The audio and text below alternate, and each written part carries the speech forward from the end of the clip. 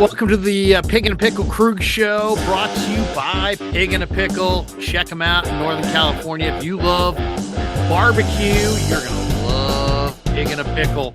They're in Corte Madera. They're in Emeryville. They're open 7 days a week in Marin County. They're in Corte Madera. They're open Wednesday through Sunday in Emeryville. Get the brisket. Get the brisket chili. Tell them that Krueg sent you. We'll have more on that in a bit, but we get out to the desert for Dan Coccmiligio, who has been down in Giants land talking to the players and covering Giants camp. Danny, how was it today? Good day in the cactus before the calm before the storm. The games get rolling this weekend. Yeah, get rolling on Saturday. Good day today. It was super windy though.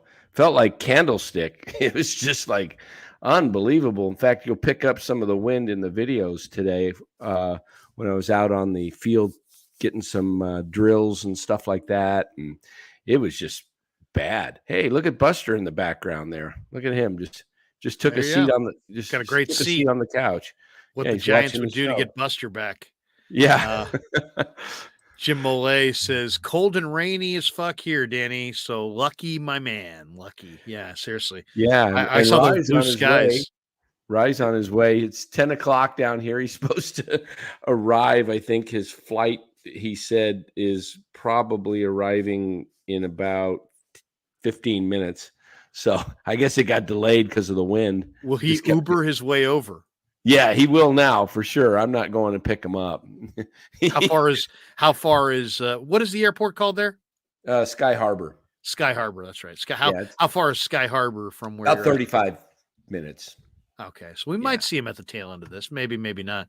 We could if he pops in, and that'll be interesting. He got delayed. I guess just kept pushing the flight back because of the wind. And then he said he was sitting on the seat for about an hour. They were waiting, and then he just they offered guys to go switch to the next flight for some credit. And he says, I just got antsy, ate some dinner in the Amex lounge, and grabbed another flight. So he did it. He volunteered to I guess so. Yeah. So that doesn't happen on every flight. Only certain flights. Yeah. So Molay says, nice. Rhino will be rolling in before the show is done. Maybe not. We'll see how quick we go. Eddie K says, pick up Ryan at night. F that, says Dan. LOL. Yeah. He's like, I was down there. I thought he was coming in this afternoon, and I was down there. Giants camp ended. I was about 1 o'clock, and I'm like, I haven't heard from him. I'm like, Rye, where are you? Texting, no response. I finally said, you know what? At this point, I got a lot of stuff to do this afternoon. It don't matter if he comes in at 3. I'm out of here. So MF says Ned Coletti sighting at Camelback Ranch. I should go over to Camelback. I'm literally MF 8 to 10 minutes from Camelback Ranch. So that's a beautiful park as well. I actually checked out Papago today on the way home. Is that the Giants' new complex there? Yeah. They'll be starting there on March 1st on, I guess that would be Monday. They'll be starting minor league games. So Aaron Everidge says, Larry, you're the man. Because you keep it real, no sugarcoating anything. Keep up the good work. Well, thank you. Yeah. Jenny Vega's in the house. She just says hello. Hello, Jenny. How are you? Good to see you. I would actually love to go see the minor league games. I'm kind of more interested in watching the younger guys. Do they play other minor league teams? Or do they play each other? They play other minor league teams too. Yeah. So you're getting to see some prospects, but everybody's gathered there at Scottsdale Stadium in the morning, huh? Yeah, everybody's gathered there. What did I do with my book? I'll have to grab it somewhere. I put it down. I found a Prospect America book. Picked one up. It's got every team's prospects, so it's pretty cool. Jenny Vegas says, "Hey Larry, hey Jenny, how you doing, Jenny?" And of course she says, "Hey Dan." Hey Jenny, how are you? How you doing, Jenny? Everybody says JV in the house. Picked up a new hat today. It says, what does it say around the circle there? San Francisco Giants spring training. Yeah. Fitted? Stretch fit? Fitted. Stretch. Yeah, stretch. Stretch fit? Stretch fit. Yeah. You see that? Look at that. It's a good looking fit. It's a good looking lid. It's Would that run you? Wait, let me guess. No, don't say it. Let me guess. I'll say $28. $28. A little more. Remember, it's at Scottsdale and it's a Giants store. So oh, wait. I just had a $36.50. Yeah, pretty close. 39, but I said 39, 40 spot. I flashed my badge. Hold on. Where's my badge? Mark Graves. I flashed my media badge. Yeah, I flashed my media badge. I said, come on. Anything for discount for media? So 20% off. So I ended up saving like $8. So Mole says that's a nice lid, Danny. Yeah. I didn't see any of the Baller brand, you know, where they're the flat. The ball, yeah. The pizza box. Brand. Yeah. Yeah. So it's interesting because their spring training hat is identical to last year's. It's got the G. That's all it's got. And then you may have seen me wear it before, but then all it has is 23 emblem on the side. It's like, gee, that's pretty creative. Come up with the same hat and just stick a 23 on the side. Yeah. Come on. Give us something a little bit better than that. Will Martinez says, I wonder if the Giants will sell out Scottsdale Stadium consistently like in years past. I paid $70 for a ticket to watch the Giants against the Dodgers in 2015. Doubt that's happening now. I don't know about that. It'll be interesting. We'll find out this weekend. Tickets aren't cheap. I'll say that. I looked them up. Yeah, there's about $100.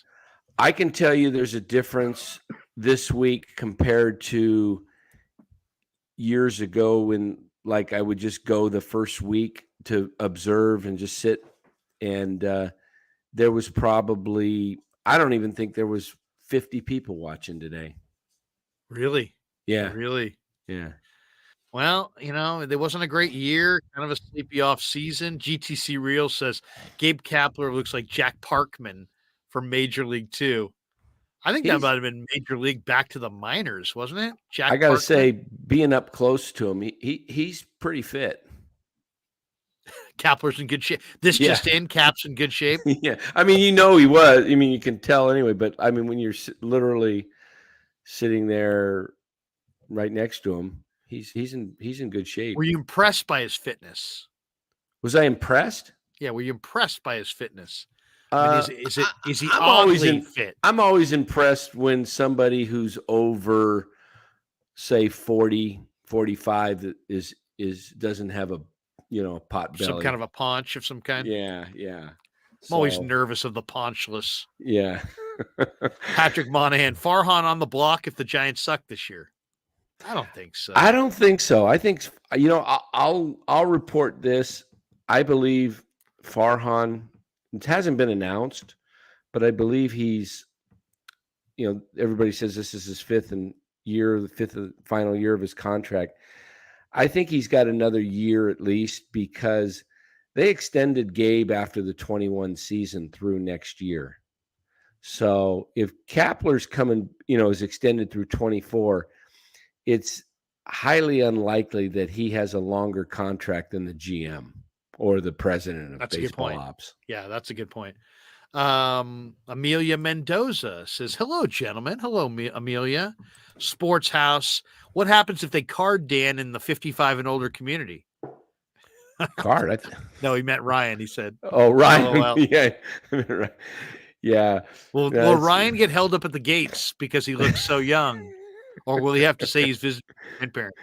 Yeah. Visiting his grandparent. Oh, man. Excuse me. We've got a situation. We have a young man, age 26, Ryan Smith. Yes, that's Smith. That's Suck.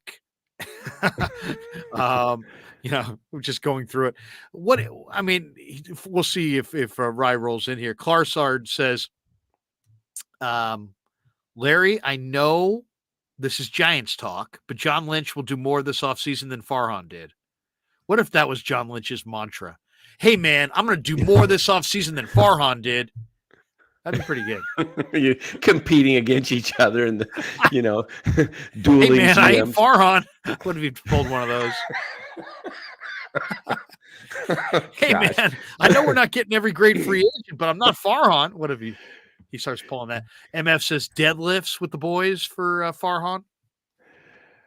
I heard, I overheard they were going to go to a restaurant tonight in Scottsdale. I heard someone giving, Gabe his assignment tonight, and I was like, oh, I should write that down and show up.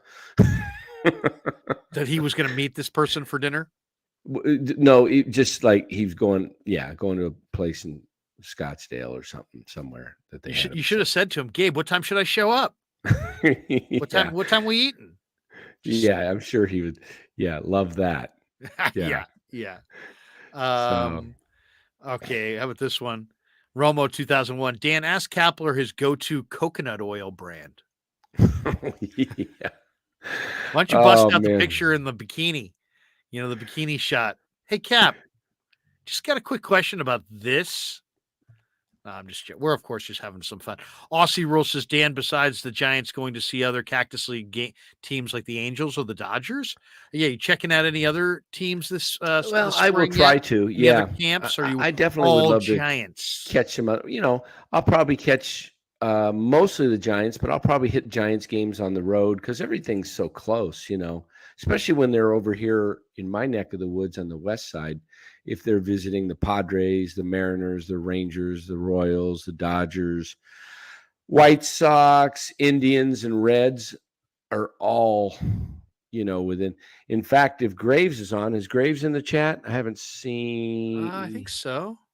Mark Graves, you there? Yeah, he's there. Yeah, there he is.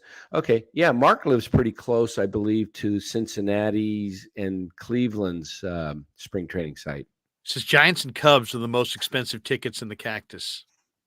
Yeah. Somebody asked, Cluxasard, is Dan stoned? No, I've got hoarseness from just congestion. Yeah. Danny's just been firing off. Twisting one there at the over. What would happen if you just started walking outside, twisting a J in a 55 and over community in Arizona? Would the governor show up? Would there be like a helicopter? Would little old ladies come out of their house and stop smoking the wacky tobacco? Yeah. What kind of reaction would you get if you walked around just openly puffing? Probably nothing around here. I would think, yeah. I mean, no? Yeah. Tyler Choi, Kyler Harrison sighting. Yes, I spoke with Kyle. Yeah, Kyle Harrison. I spoke with Kyle today briefly. He was walking upstairs, and I was going to get him for an interview. He said he'll be back in about 10 minutes, but I only had 15 minutes until the media had to, leave, and so I grabbed Sean Hjelle. Nice. We're going to play some of that interview, and I'm laughing looking at the beginning of it. Oh, that's hilarious. Like he's standing over you. I thought it would be a good... if you were a little shorter, it'd be better. Yeah, it'd be great if my wife, she's like 5'1". I was like, so... He's basically 7 feet tall almost. Yeah, he's like 7 feet. So I thought, you know what, just for some effects, I told Sean, look, just for the first minute, I'm going to stand in front of you, and we'll get both of us in the picture because he is... I mean, he's a tall man. Yeah, is Goodyear, Arizona far away from you? No, 15 minutes. Gotcha. Yeah, Graves is out there in Graves. Are you in Goodyear or Avondale? Can't remember. He'll let us find out here. Roger Warner says, "Okay, Krug, ask Cap if he's going to order a ribeye medium rare and a nice Chianti." I could see Cap going with some Chianti. Kresha Fishing says, Larry, rumors on Jock Peterson playing first base this year. Seen a picture with him wearing a first baseman's glove. Danny, can you confirm that Jock is over at the one bag? Yep, we'll see him in one of the drills today, fielding a bunt and throwing to third base. Yeah, I got some video Graves of says, that. Good year for Graves. Mole HOA memo. All units are required to attend the showing of Reefer Madness being shown in the community center promptly at 7. Coffee and cookies will be served. Hey, it looks like I may be moving out of Boca Vista here. Just a couple days covering the Giants, and that's it. You're just moving on out? We're moving on up. Moving on up. To a deluxe apartment in the Sky II. That's right. Yeah. Now, I've been looking to... the whole You want to get out of the 55 and over. You're looking to party a little bit. Yeah. The whole plan of this was to get this, fix it up, live in it, and then rent it out. And then we'll grab, I didn't put the deposit down, but I put the request for holding a home. Why the move?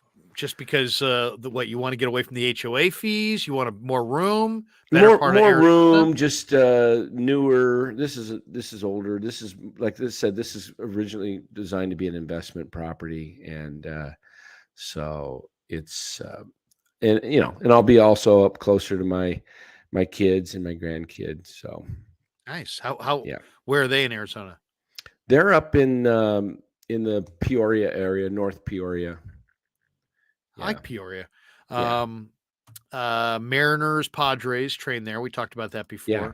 Someone at Edison says the Giants against Team USA March 8th, NBC Sports Bay Area's first pitch at 6:05 p.m. I was actually thinking about going maybe right around then. We'll see. We'll see if it all works out. MF says, you guys going to that game? We might be going. Yeah, I'll probably definitely hit that one. Jaguayo makes a donation. He says, how will the new time limit affect MLB in your opinion? Yeah, what are you hearing? Because, talking to Ron Wotus the other day, and he was talking about how the pitchers were on the mound and they were trying to, get used to this clock, which is totally foreign to them. And he says that it's going to be a lot more difficult than people think, that, that pitchers sometimes will step off. The idea is that, they need to, get a physical break, but a lot of times it's about a mental break. It's just like, okay, let's reassess where we're at.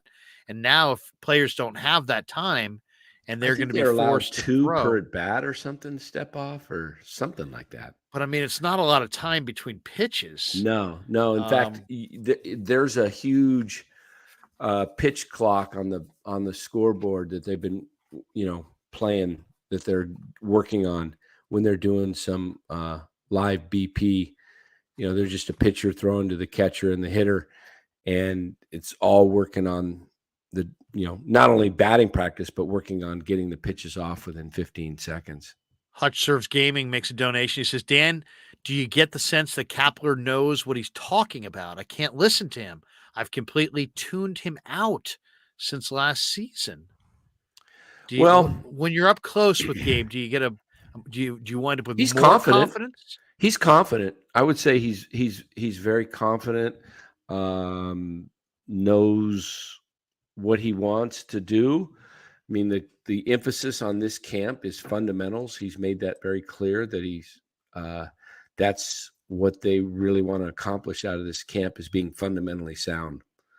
Because they weren't last year. They were awful. Bad. They were bad defensively. In the infield and the outfield. Calba says, when did you renovate that place, Danny? Inside looks brand new. Just over time, we redid the whole kitchen and new cabinets, new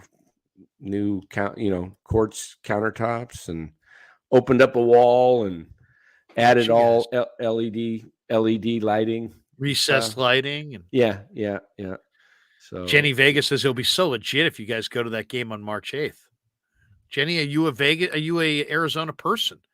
And we should do a meet and greet. MF says you guys should interview Boch when he comes back to San Francisco in August. Yeah, that'd be nice. Yeah, who's down here? Might be better. It might be better to go over to the Coliseum when Boch comes in to play the A's. Nobody will be there. You just slide on over there. Yeah, definitely. There's a lot of people coming in, from all over. It's interesting. Each day there's some new reporters, new media. And Claudia's down here too. She's covering a lot of the teams. She sent me a note saying that she was going to be down there. Did you get a chance to say hi to her yet? I haven't seen her in person. Just she's down there. Just a direct message from Twitter. She sent me, said she didn't realize I lived down here. So yeah. Yeah, she's a nice lady. Jenny says, I live in Oakland, Larry. She lives in Oakland. Oh, okay. The way you talked, I thought you meant you were an Arizona person. And you were going to that game. Did you see MF? Did you see Murph? Did you see Murph down there? Supposedly he was going down. I haven't seen Murph yet. I have not seen Murph. I expect this weekend to see a lot more people because the games start. Aussie Rules says spring training nightlife must be great. It's where you're very wrong. nice, yeah. I mean, nightlife, I don't know about there's a couple clubs for sure. Scottsdale in is Scottsdale. where the Giants They play. roll up the sidewalk. I mean, it's Giants are in right. the best part of Scottsdale. They're near Old Town. It's a really nice area where they're at. But Tyler says, Larry, you going to Arizona? I'm not sure. I'm trying to work it out, but we'll see if we can make it. All right, let's do this. Let's play some interviews here. And we're gonna start with this one. I think is this Gabe? What's that? Who would you like to start with, Danny? We have Sean Hjelle. We got some. It depends on you. Want to do it? Brown. We can do it in any order. You want to do it in the day that the order that my day what went? Was first in the day? Okay. Usually in the morning I get there early for some interviews, but I decided I was just wiped out, so I didn't get there. At 8:45. I got there before the 10 o'clock session, which is Gabe, and then the team takes the field at 10. What was funny is they're out there playing catch. I don't want to get kicked out, first week, but I really want to go out and play some catch with these guys. There's no catch, Danny. Yeah, I know. I was just that old baseball. I mean, it's like, hey, I could play catch with these guys. But 10 o'clock, we started right up with Gabe, and that's about a 15, 16-minute interview. All right, so this is what we're going to do. Let me just go back to this interview and blow this thing up a little bit. First, we'll hit play. And you'll hear a bunch of wind in the background. It was really windy in the morning. I don't think Bales and I partway through that live. We're like, is this like one of the better live BPs you've seen? And I'm like, yeah. And talking about RJ Dabovich. Just strike after strike for a guy who that's his main objective. Farhan's mentioned to somebody early in the year, especially if you're waiting for a week to get back. Alex. Yeah, I think he's a good option. Gobera, who's been working really hard, will always be an option in that group. Obviously, Cole Waits, as he progresses back, is a candidate to make an impact. And as one of the last is probably the wrong framing, but a guy in the bullpen who may not be a sure thing or a lock. So many players here and a lot of guys to watch. How do you decide how you divvy up your time with each group? My personal time? Yeah. When you're watching them out here, not like your off time from. No, I know exactly what you mean. It's a great question because it's going to be the things that I'm most interested in, and I'm most interested right now in us executing our team fundamentals. So my main focus early in camp is also bullpens and live BPs. So those are two main areas of focus. And then if we have anything specific going on, like a real competition, which is kind of happening for us behind the plate, I'll pay very close attention to what's happening with our catchers, both in the bullpen as Albie works with them, and then also in drills like we had yesterday, which was like a blocking and throwing drill in live BPs. While most of the attention is focused on the pitcher, I'll often be spending my time thinking about what's happening behind the plate. What's the target look like? What's the receiving look like? How is the communication between the catcher and the pitcher? Just kind of give you a brief overview. So many starting pitchers. Where do you see Alex fitting into that? Dang sirens. I always think about Alex this year. What do you just kind of objectives for this right now? I mean, I think with Alex, veteran pitcher who is always, in my opinion, always underrated, like much better than he's almost better than his numbers. And a lot of that has to do with how he attacks the strike zone. I think he's dependent on the quality of his fastball and his slider. I think the changeup is a really consistent pitch. Actually, to be honest, I think all three of those pitches are very consistent. So mostly with Alex, it's just be yourself because he's a good major league pitcher. I looked at where he walked on tempo because just made the fastest. He was fifth on your staff. Do you think that does any of that do you think have to do with the way you guys have pushed the pace to the point that it's on t-shirts that prospects are wearing? Yeah, for the last few years. Well, and we think it's obviously more important than ever to push the pace and be in control of the pace. And we think pitchers have advantages in that regard, where like once a the batter steps out, we know we have, as pitchers, we have the upper hand. As far as why Alex always seems like he's like pushing the pace almost as fast as anybody, is also because of the way his delivery works.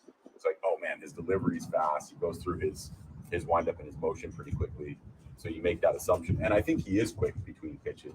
But as you mentioned, so is the rest of our rotation. Does it seem like you maybe whether on purpose or inadvertently got ahead of this with like you made that emphasis for Logan a couple years ago? Yeah. He's the major's the pace now. Yeah.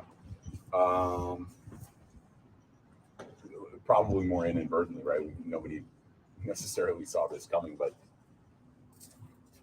we think of it more as a competitive advantage to put the hitter off balance, and that stems from a lot of our baseball coaches that have been position players. We talk about it. You hate it as a hitter to feel like the pitcher was right on top of you and like you couldn't catch your breath and think through things, and before you knew it, the at-bat was over. It's very intuitive. But then I think there's ways to kind of track and log it for the defense as well. I don't have anything for you on that, but I think defenses stay in the game more when the pitcher is working fast. And what I can say is the flip side is awful. When the pace of the game really slows down because the pitcher on the mound it looks like he just doesn't have confidence to deliver the next pitch. Just kind of like sucks the air out of the defenders. Okay, how much did JD, when he got here, just to fit in with this group, and obviously him coming in healthy, it seems like pretty excited to talk to him. Just see from him and just the fit that he had with this team. But he fits in perfectly. I mean, obviously he plays a position where we have depth on both sides of the diamond at third base and at first base. You've got JD Davis, he's talking about. Flo, got JD, same guys apply at first base, but you've also got Lamont and Jock over there as well. You got Diaz, who we think is going to be able to play some third base. Wisely, who can play some third base. So these are just like kind of crowded areas on our field. And JD's fit in the clubhouse is like almost perfect, but you wish you had one more position like that so you could pencil JD into the lineup every day and just forget about it. It's a good hitter against righties and lefties. Some of the best exit velocities you'll see in the game. I think he makes really good swing decisions. The only thing that I think is stopping him from being just like a superstar hitter is there's some swing and miss in the zone. It's not overwhelming, but it's kind of enough to make him mortal. And so, that's one area of improvement for JD, but feel good about him around the bag on both sides. And I think he's a good fit for our team. Vaun Brown much? Very, very impressed with Vaun. Spent some time more observing him at Papago in the months before we got here. And he really stands out from a preparation standpoint. Obviously, he's very physical. You can see that both in his work, but also just as he moves around the complex. He's like a big, physical, strong, prepared guy. But I think what stands out to the most to me is his seriousness as he prepares for his work every day. And it's really second to none. Also know for sure that his teammates really respected and appreciated him in the minor leagues.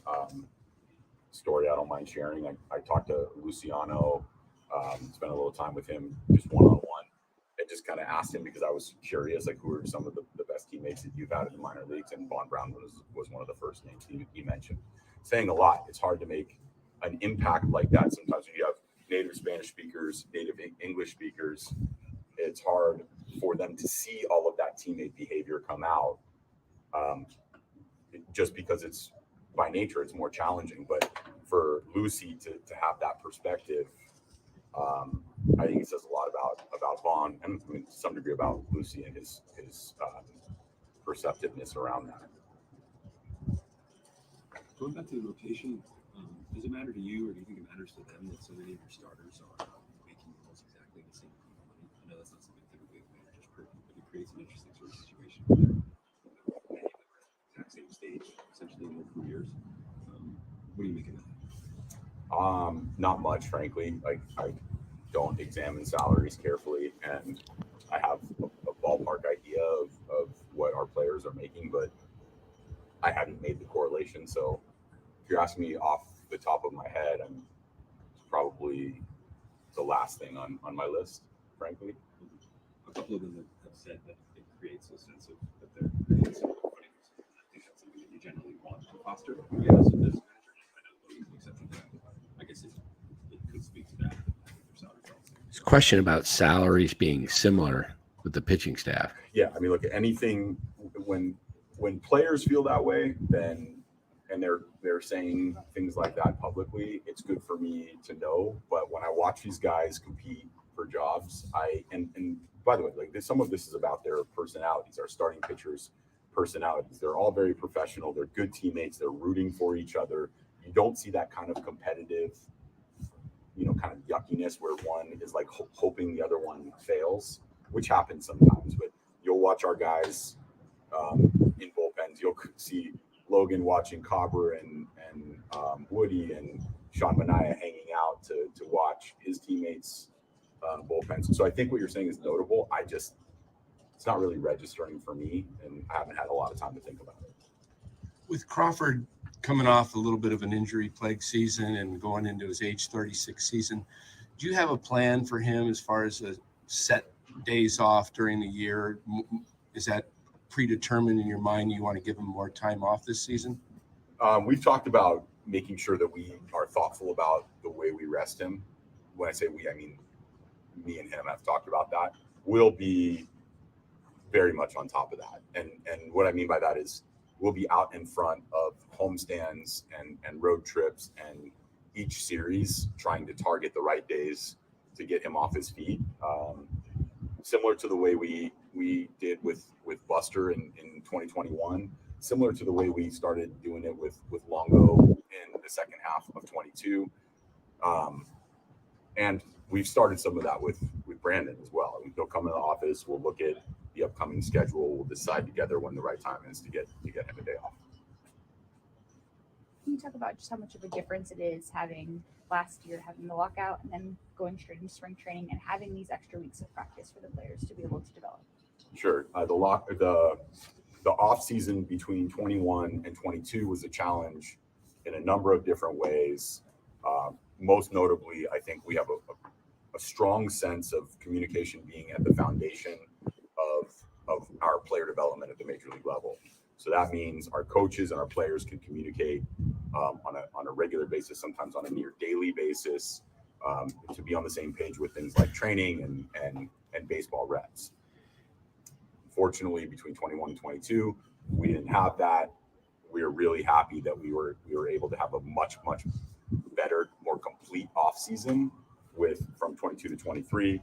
The league-wide part of it is just nice naturally to kind of be on more of a normal schedule now. From an individual standpoint, just thinking about the Giants, I think it's benefits us because of the way we communicate.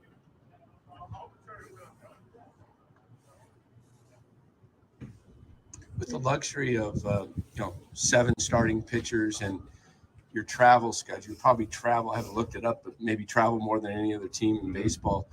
Will you be doing anything like maybe sending some of the pitchers ahead to get more rest if they're not going to play in one city but pitch in the next city? Yes, and we do that anyhow, independent of our travel schedule. Like whenever we can, if a pitcher's not going to pitch in that city necessarily, and we can just save a flight, we'll try to do that. Or if there's say night game followed by travel, maybe we fly a pitcher ahead. So like those things are going to be on our mind. As notably, there's just an overall increasing emphasis on getting advantages through recovery when it's sensible.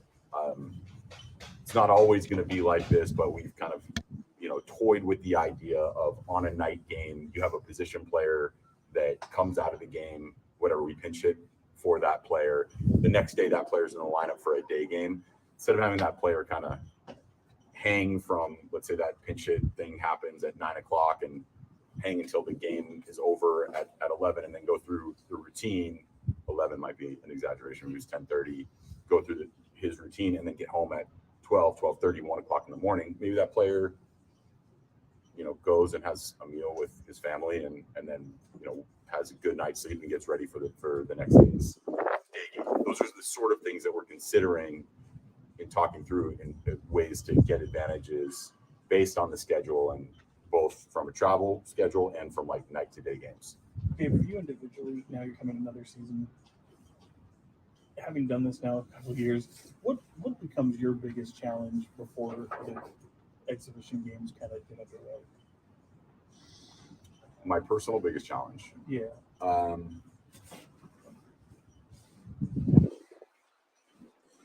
Sounds silly, but just like running out of time to get everything done.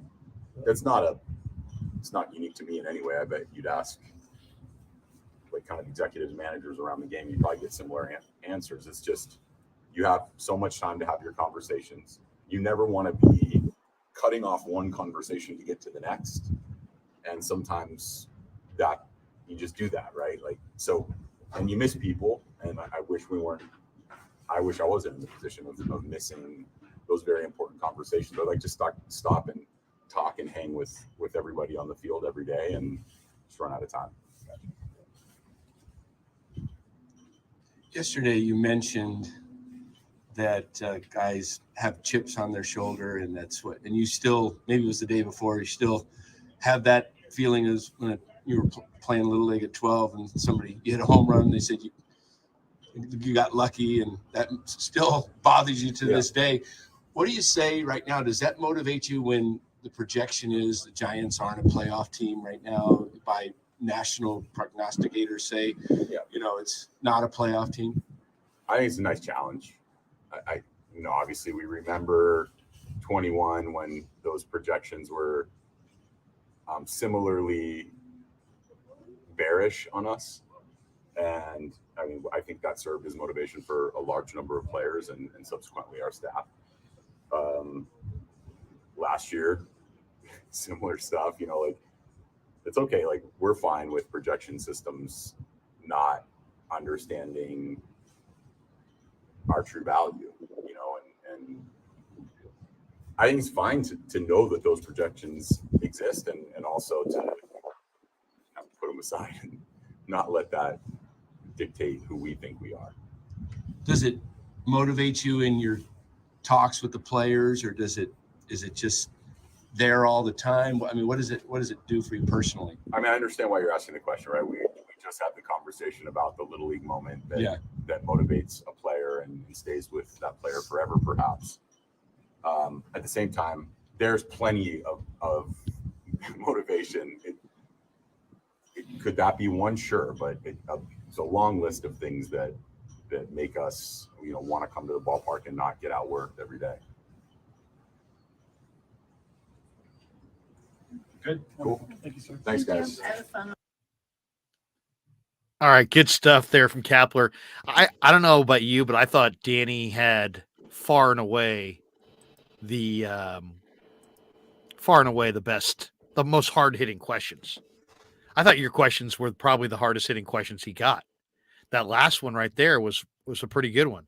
So he says that the prognosticators who are picking the Giants to win anywhere between 82 and 88 games, depending on where you're looking, that those guys, that 82 to 88 is made by people who don't understand what the Giants are made of. That's kind of what he said there. Right. Do you agree with that? Do you think that the prognosticators don't realize that this is a better team? To me, I don't think those are harsh takes at all to say this team's going to be 500 or slightly above, which is basically what the prognosticators are saying. I think that's spot on. I think there's a very good chance things don't go well. They can be sub 500, but to say they're going to be 500, they win between 82 and 88 games. That's spot on, man. That's unless I'm wrong, that's what I see. I mean, that's exactly what I see. What do you see, Danny? Yeah. I mean, based on paper, I kind of see that. It's really hard to see what these guys are, what it's going to be like for a full spring. I mean, you watch them out there and you're watching them do drills and, but all other 29 other teams are doing the same drills. So, it's not like, oh, wow, these guys are really motivated, You can only kind of look at what's on paper and see that in the West, the Dodgers and the Padres, if I'm betting, that's where my money would be. And then you look at the East, you got the Mets, the Braves, and the Phillies. And then, of course, in the Central, you got the Cardinals that should win that division, I would think, fairly easily. The Cubs are improved. So for the Giants to be a playoff team, and it's not impossible, they have to play, better than what they are on paper. And a couple of other teams probably have to play below what they're on paper. They're going to need somebody, Casey Schmidt, Vaun Brown, Kyle Harrison. They're going to need some combination of young players to step up and really play. Or they're going to need Conforto and Haniger, who have been hurt, to kind of find their stroke and have 30 home run seasons. If you could get 30 bombs out of Haniger and 30 bombs out of Conforto, maybe they will be among the league leaders in home runs, and maybe that will lead to a better record. I don't know. I'm thinking right around 500. Yeah. I mean, I was encouraged in talking to Mania yesterday or Monday, I guess it was, that he spent the whole offseason at Driveline working on his changeup and that it's improved, because that is a killer pitch he's had. And if he can master that thing and he picks up a little bit more velo, 2 miles per hour on his fastball, that changeup's going to look, it's going to be even tougher. His fastball is going to look even faster. So I don't know. I mean, everything's got to go right. I've always been, growing up as a Giants fan, too optimistic to the point where, I had some of those 70-win teams winning, 90 plus. And what year? I'll tell you the year that I was so bullish on the Giants was 79. Oh, after 79. The 78 Granted, season with Vita Blue. Well, they had a really good 78. Yeah, Vita and then Blue. Opening day 79, they opened at Riverfront against the Reds. Yeah. And the 79 Reds, of course, were still a lot of the remnants of the Big Red Machine. Giants beat them like 13-6. Yeah. And Darrell Evans had a big day, and Herndon and all these guys. And I'm like, oh my God, 13-6 on opening day. This team's going to be great. Oh, they were not. Yeah. Not from great. 79 to 86, it was very, very dark. Well, 83 was not a bad season. They went down to 82. I'm 82. sorry. 82 with Frank Robinson. Yeah, they went all the way. That was the year Joe Morgan beat the Dodgers with the home run off Terry Forster. Yeah. That was, to me, I was 82 was a good year. Yeah, 82 is anytime 83, the Giants beat the Dodgers. No. Yeah. 85, no. 85 was the worst. 85 was the worst, but 85 was 100 Clark. That led to Will Clark. Yeah, the second pick in the draft. 86 was a fun year. Yes, I think they went 83 and 79. 87, Magic. They won the division. Yeah, 87 was a magical year. It was a little bit of a down year, but 89 they won the pennant. Yeah. MF says, I believe the Giants will win 107 games in 2021. My take was like Larry's Brock Purdy take in the preseason. Prove it. Prove that. Oh, yeah. Prove that. GTC Reels, they better have elite pitching and a clever way of using their bullpen. Does he and do they have that? The Giants have some veteran pitchers in spots. I mean, they've got a bullpen of lefties, Scott Alexander and Taylor Rogers. And then, of course, on the right side, they've got Brebbia and Tyler Rogers and Duvall and trying to think of who. Probably Junis will be down there. Junis came into camp in really good shape, Kapler was saying, and he's really high on Junis. Junis worked out almost every day at Papago, really taking advantage of the facilities.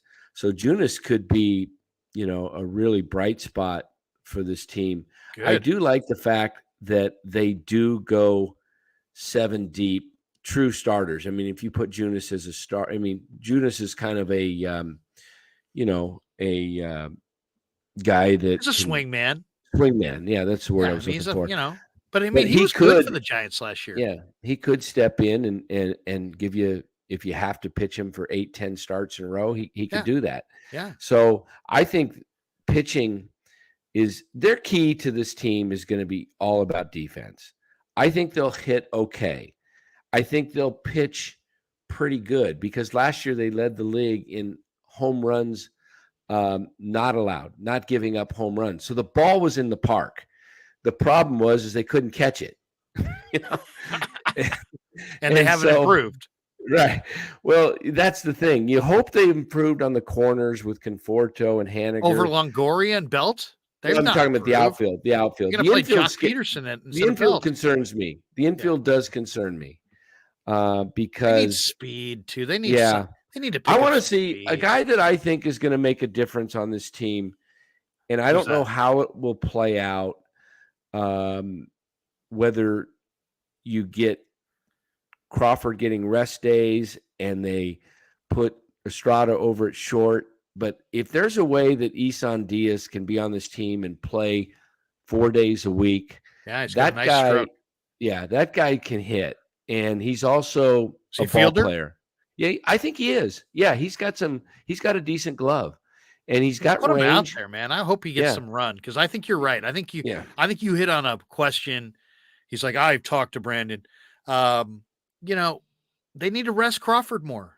They need to play somebody else at second and play Tyro at short Right. sometime. Yeah. Crawford's still a hell of a player. He just needs to rest a little bit more. Mole says planets need to align for this team to do anything. Mole says the 79 Giants 71 and 91. Yeah, that was it, Mole. I remember it. Remember it well. It well. MF, you guys got me. Yeah, exactly. We didn't. You're not fooling us. We get this one. Conforto is going to surprise a lot of people this year. Okay, I kind of believe that. I loved his interview that Danny did with him yesterday. Calba says, "Hi guys, catching up on the streams and just watched the one with Marty Lurie. He said he thinks last year was a down year because of injuries. I love the guy, but even that is too homerish for I can him. talk to you tomorrow.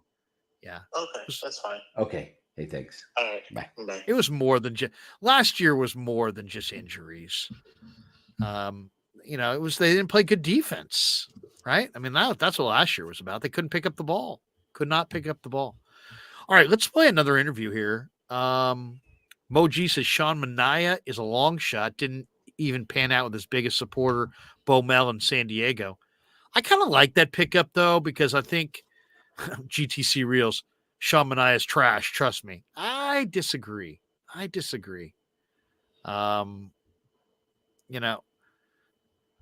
Edison, don't make me block you. That's all I got to say to Edison.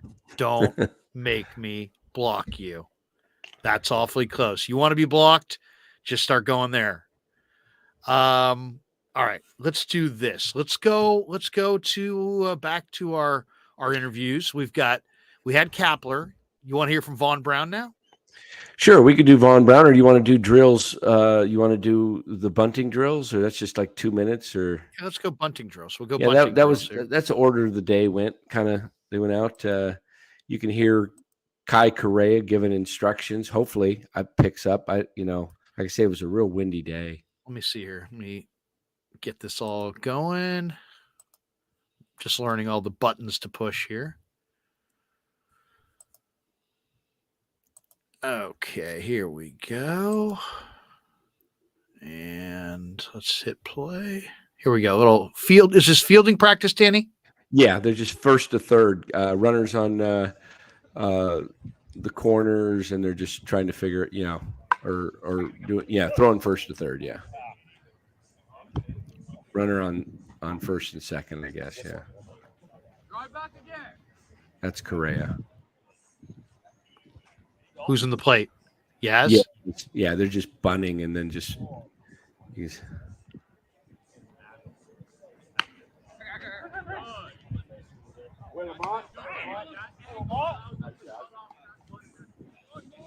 there's Manaea.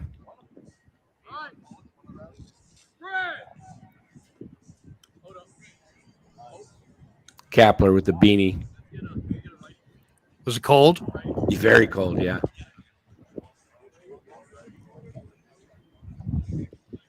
Most of the guys are in their jackets, yeah.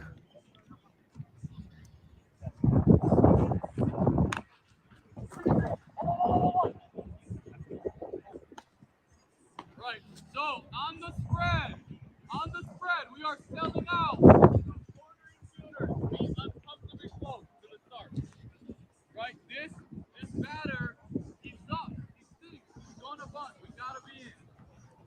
That last bunt is like the only one that we should get. We gotta be right there. Jock's at first right now. This might be the play he comes in. Let's see. Good. Oh, now we're there. Oh, no. Maybe that wasn't Jock. It might have been.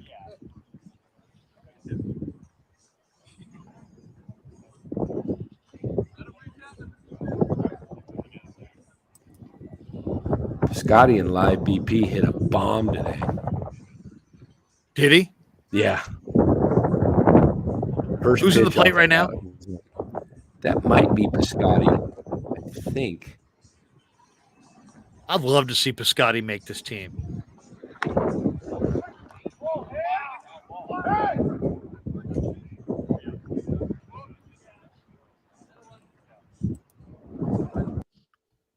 Yeah, All that's right. it. Just so kind of a brief video yeah, there. just giving everybody kind of a little take what they're doing and what's going on.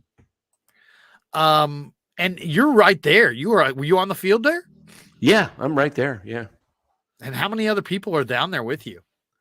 Not too many. Pavlovich is kind of roaming on the field. He's getting some, pictures. I don't know if he's doing video or just live. He's getting or pictures. Maybe just pictures. Really? Yeah, I don't know if he's taking any video. I don't know. Snapshots for his album? Yeah, maybe just some. But the one thing that I'm doing, when a lefty's up, I'm moving behind first base, and when a righty's up, I'm moving over to third base. I'm not taking no, foul tip off my forehead. So, because a lot of these guys. This looks like he's a prison shot or something. I was going to say, is this Vaun Brown in front of a firing squad? Okay, here's a little Vaun Brown. Danny with Vaun Brown. He kind of wanted to just come out. Where is he here, Danny? He's in the hallway. The between locker the room's clubhouse? behind the wall there, behind that block wall there. And he was, I don't know, maybe he just didn't want to be around some of the other players, and he just wanted to. He's a rookie. Embarrassed that you're interviewing him. So. Here he is. Brought him out, yeah. Vaun Brown, ladies and gentlemen. Giants outfielder, Vaun Brown. Vaun, this is your first big league camp. Yeah. You come out of Florida Southern, and you just finished college ball, in 21, right? Yeah, 21. So you had a fifth year, extra year, COVID year? Yeah, because of COVID. They gave us another year, so I went back Okay. an extra year. So last year was your first full year Yeah. in the minors. You had an amazing minor league season. Over 3 different levels. Yep. You batted .346, stole like 44 bases, and had an OPS of like 1,059. Yeah, I mean that's that's MVP like numbers over a full season. It was a lot of fun. I mean, and playing with a group of guys you got to play with, it was awesome. Yeah, so you started at low A in San Jose. Moved up to Eugene, high A, and then even got a short stint in Richmond before you got injured. Yeah. Was that your knee? Yeah, it was my right knee. How's that doing now? It's good. You got to fix in the off season. Oh, okay. Was it a meniscus or? It was the patella. Oh, patella. Jimmy Ward hit him. Overtime, but it feels good right now. Feels good. Strong, so Okay. excited to play with it. Yeah, great. So what's it like being in big league camp? I mean, you're a non-roster invitee, but you get a chance. The Giants obviously think very highly of you to be invited to the major league camp. What are you working on here at this particular camp? Yeah, I mean, it's awesome. I mean, there's so many, big names walking around and just kind of, listen to what they say. They got so much knowledge. They've been playing for a long time, so kind of just taking it all in, enjoying it. Do you model yourself after any particular player, major leaguer, as far as your style of play, would you say? To be honest, Byron Buxton, just the way he plays. He plays really hard, and I take pride in playing hard. So I like him. Yeah. Notice as you're wearing the big league uniform out there, you've got the high stirrups and the pants pulled up high. Is that any is that inspired by Hunter Pence or anything like that? Or people say that, but honestly, it was just the pair of pants I got in San Jose were a little short, and I just kind of rocked with it. So, but obviously, Hunter Pence rocks them pretty well too. So yeah, it's cool to get compared to him. Yeah, I think he'll be here this week. Yeah. So I'm sure you're anxious to learn from him and pick his brain on. 100%. Yeah, I mean Hunter Pence, big fan favorite in San Francisco. I saw some highlights of you. I haven't seen you obviously in person, but highlights. You've got a lot of similar characteristics as far as the way you hustle, the way you move. You got a lot of speed. What would you say is your best attribute as a player? Probably speed. 100%. Really worked on, growing up. It was something that I knew I needed to have. So yeah, I would say my speed. Okay. Yeah, you're a 10th round draft pick for the Giants, and you're now the 10th ranked prospect in the entire organization. You moving up rapidly. Larry Krueger, who interviewed Will Clark, asked Will the question, who is he most excited about as he was observing the farm system? And he mentioned two players. He mentioned you and Casey Schmidt. That's quite a compliment coming from Will Clark, who in my opinion should be a Hall of Famer. Yeah, and he's awesome. I mean, he came to Eugene when I was there for a week, and he's just awesome to listen, hear what he has to say, because, he knows the game more than a lot of people. So listening to what he has to say is really, really cool. For him to say that about me is awesome. Yeah. Now, is power something? I mean, at Florida Southern, it didn't look like by your stats you had a lot of home runs, but all of a sudden, you popped 23 last year. Yeah. Is that something that has come just with putting more muscle on, or is it bat speed? Yeah, my last year after COVID, I pretty much revamped my swing, and that created a better launch angle, so the ball started flying a little bit more. And yeah, obviously, putting on some size, move better as an athlete definitely helped too. Who have the Giants told you anything in particular they'd like to see from you this camp as far as to work on, or are they just saying just go be yourself and play your game? That's been most of it. I have a meeting later today, so feel a better answer after that. But yeah, just the biggest thing is being myself. Yeah. Now you went from single A to up to, or low A up to the high A. Mm-hmm. I think yesterday you mentioned briefly you saw more off speed when you got to Eugene than you did in San Jose. Yeah, definitely more off speed. The pitchers could control it a lot better, I would say. So definitely a lot more off speed. What so far have you had any live BP against here in camp? Yeah, I've had this is day 2 of live ABs. What's it like facing major league quality pitchers? It's fun, you got good stuff. You just gotta battle and have fun with it. Yeah. Is it? Are you seeing much difference in the spin, or is there velocity higher? Yeah, obviously the velocity and the spin, everything's gonna be a little bit better. This is major league quality arm, so obviously everything's gonna be a little bit faster, a little bit harder, a little bit sharper. So yeah, just like I said, just being myself. Taking each at bat as an individual at bat. Just going one at a time, not thinking ahead, not thinking before, being present in the moment. Yeah. Now, growing up in Florida, did you have a favorite team that you followed? To be honest, not really. Obviously, you turn on TV, and I was always watching baseball every night, but there really wasn't one team that I really, truly followed. Any other sports you like to watch or follow? College football. College football? Sure. Who's your team? The Gators. The Gators? Yeah. Okay. I had a bunch of buddies who went there, because UF and FSU are the 2 biggest schools, so I had a bunch of buddies. So I remember in college going up there on the weekends watching games and stuff. Yeah. Did you follow them this year, the quarterback, Richardson? Yeah. Mm-hmm. Yeah. Yeah, it was fun. Now, were you a Gator fan back when Tim Tebow was there? Of course. Okay. Couldn't be, Yeah. So, any other football pro football or anything of that? Not really. Not really. Yeah, So I college mean, guy. I love a fantasy team. Oh, okay. So I do follow pro football, but I don't have a specific team. Okay. Okay. Now, do you have any siblings? I have a sister. Sister. Yeah, Okay. she's 21. 21. Is she an athlete too, or? She was for a while. She's a hooper. Oh, Got a mean okay. crossover. Oh, okay. No, but yeah, she was a hooper. Now she's aspiring to be a teacher. Yeah. So. Oh, that's great. So what's it like being, you grew up in Florida, now you're kind of, everything's been on the West Coast, Yeah. San Jose, Eugene, and make it to the big club someday, you'll be in San Francisco. Yeah. Is that an adjustment for you? A little bit. The heat's different. I mean, today was a little cold and windy. Yeah. But no, it's been good. It's been smooth. It's been pretty easy. Well, great. Well, I appreciate your time. And this is something the fans have asked me to get an interview with Vaun Brown.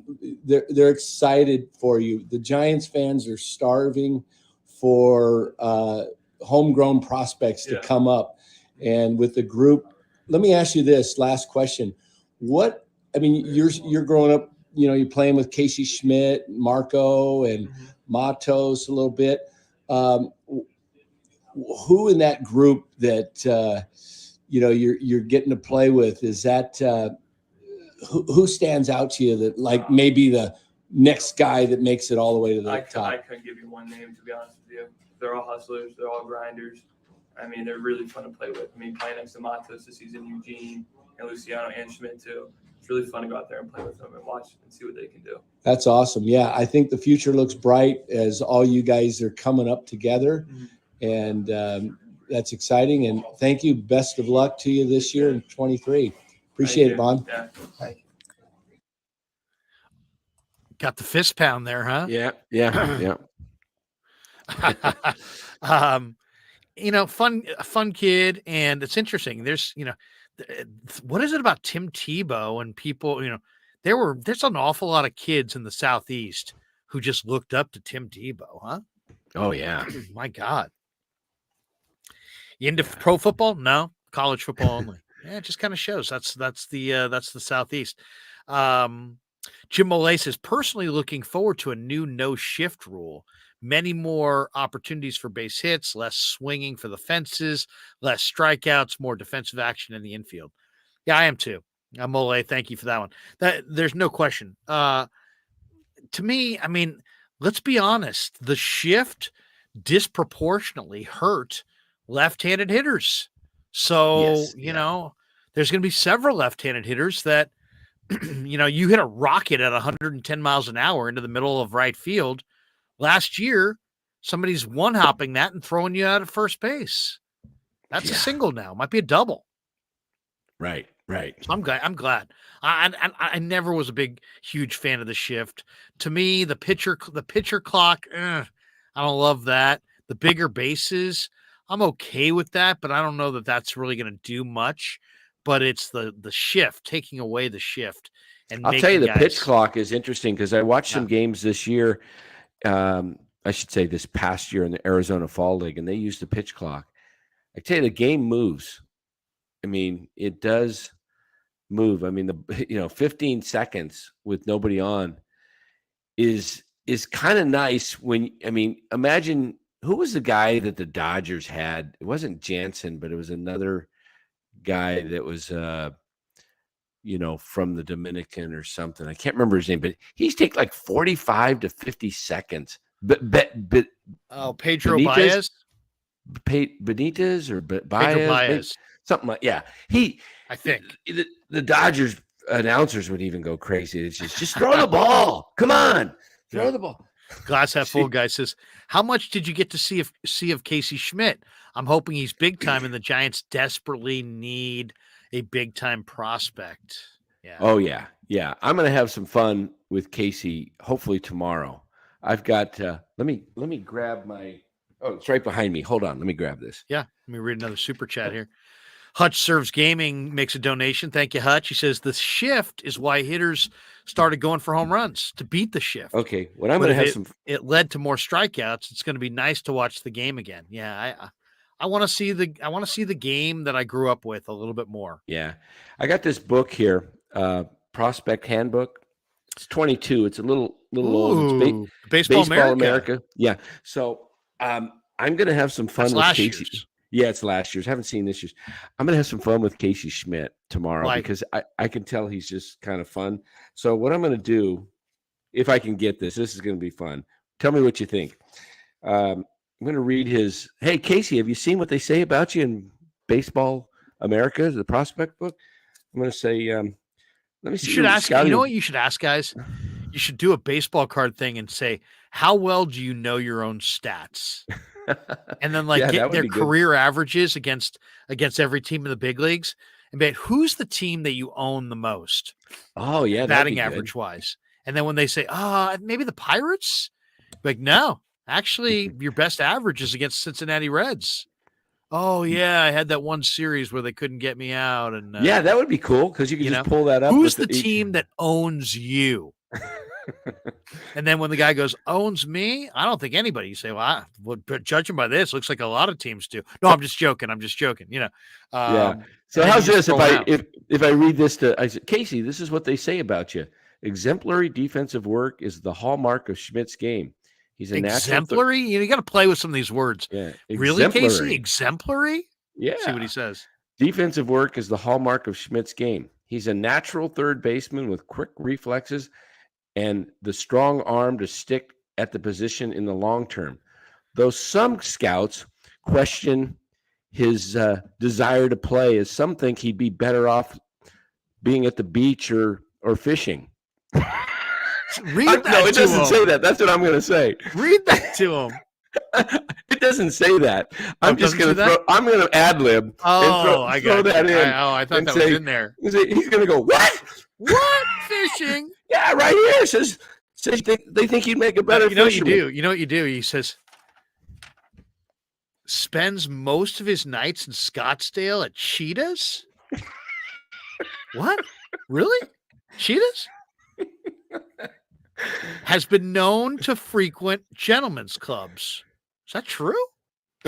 Just drop that. You might You want can to have a lot of fun with the young guys. you I can can have a tell lot of fun. because You can have a they're lot of down fun. there. They were like, they know they're not making the club. They're just, but Right, they right. want to put on a good show. But they're down there unwinding, in the bottom, in the basement, while the big leaguers are upstairs. Right. The guys who make big money. Hutch Serves Gaming says the shift is why hitters started going for the home runs. I already read this one. To beat the shift, but it led to more strikeouts. It's going to be nice to watch the game again. I agree, Hutch. GTC Reels, don't forget about the Krueg Show when your Northwest Sports Report channel gets going, Danny. Dan, can you get an interview with Sean Mania? Danny's channel's already going. Why don't we get people right now? What's the name again, Danny? Yeah, NorCal Sports Network. In fact, put that. Go ahead and while we're talking about that, put that Logan Webb up there. Yeah, let's do that. NorCal Sports Network. How do I put the Logan Webb? I don't think we It's, got that one. You should. Did he not send it over? No, a little I don't 6 have that second. one. Maybe.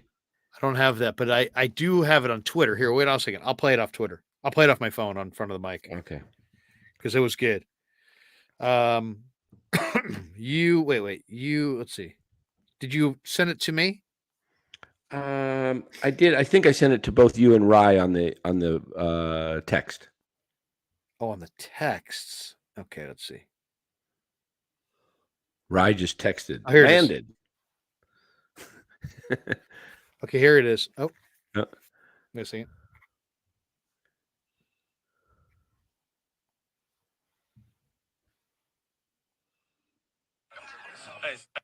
Oh, wait. Hey, it's Logan Webb. Listen to Dan on NorCal Sports Network. Light the beam, baby. Light the beam, baby. GTC Yeah. Reels. So don't forget about us, Danny. So it's NorCal Sports Network. Yeah. No, So- I'm sticking with Larry here. Larry's my the Beatles sang a song, my ticket to ride or something like that. Oh, but no, this is great. And everybody needs to go join Dan's channel, NorCal Sports Network. It's a brand new channel. He just started it. It's got the California flag logo. It's not NorCal Sports TV. It's NorCal Sports Network. Okay? NorCal Sports Network. I'm the guy with about 75 subscribers, not 14,000. I'd like to be Give it the time. other one. But Jim Millay says, dude, that's funny, Dan. Don't get punched. But yeah, do that. Yeah, don't get punched. he would be laughing, especially if I do it in front of the other guys. They'll all be. How about this? Mark Graves, take them human grade snacks and dare them to eat it.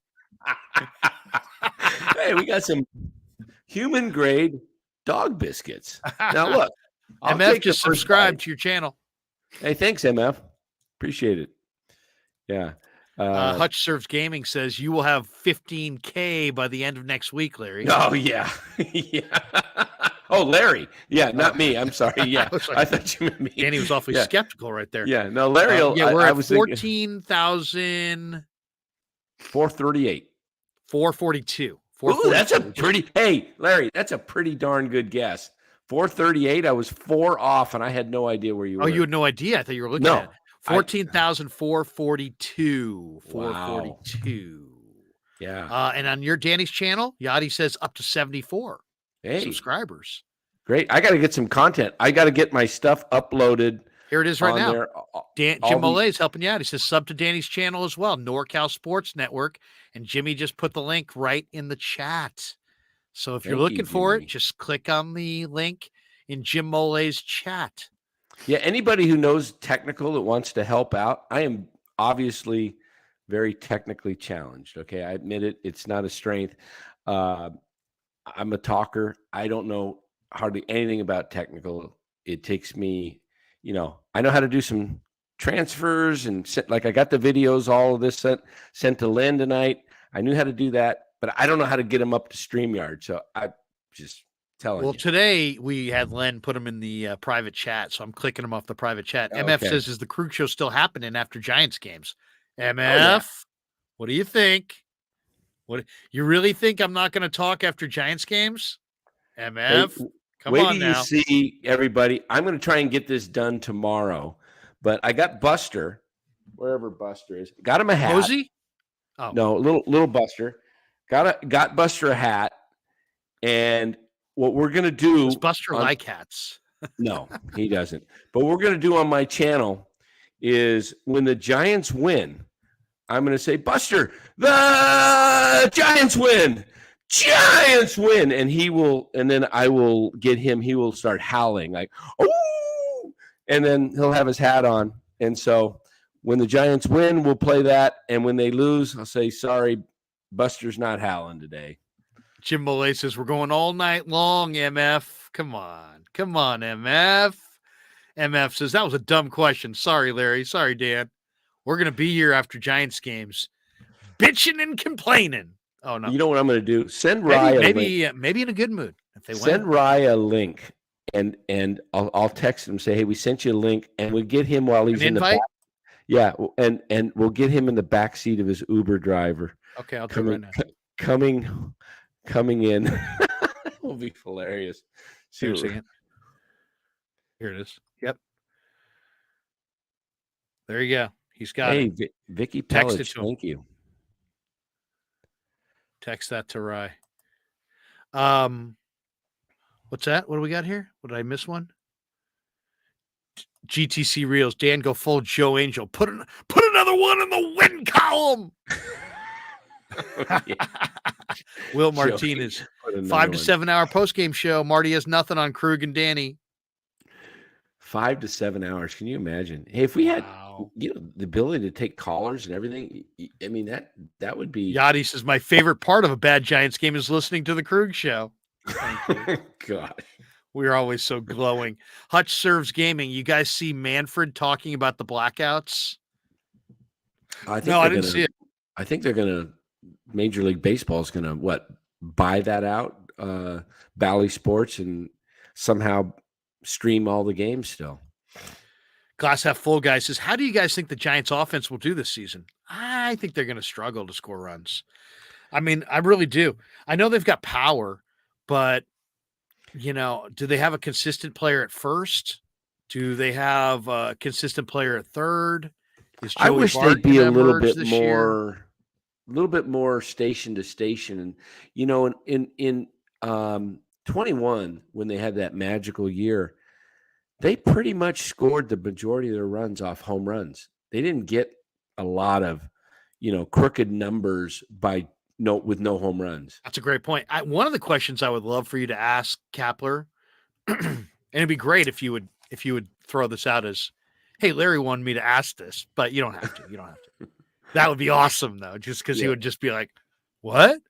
How did he feel about the 2021 team in the spring? That team won 107 games. That team was the greatest team in the history of the franchise. Yeah. Did he see it coming? It. Were there indications in spring that team was going off? Or did it take him and his coaching staff by surprise? I think that would be a phenomenal question and a phenomenal answer. And I bet anything local radio would pick up on that, Danny. They would pick up on that in a second. He mentioned it today, something to the effect that the 21 team kind of said that they were going to win the division. That was the players. And he said us coaches just had to get, got behind it. I think maybe, that was a team that was led obviously by Buster. And, you had Crawford having a career all year. The old guys, Belt, Crawford, Longoria, these guys all had bounce back years. It was Sabian's veterans, not anything that Farhan necessarily created himself, for the most part, that drove that team. Lydia says larger bases is totally dumb. Makes no sense. I don't know. They did their study. They said there was more stolen bases. They also said there was less injuries around the bag. I think it's dumb too, but let's see how it plays out. Mark Graves, how much is that Uber ride, Danny, from the airport for Rye? What's Rye set back on the Uber? I have no idea. It'll probably cost him 40 to 50.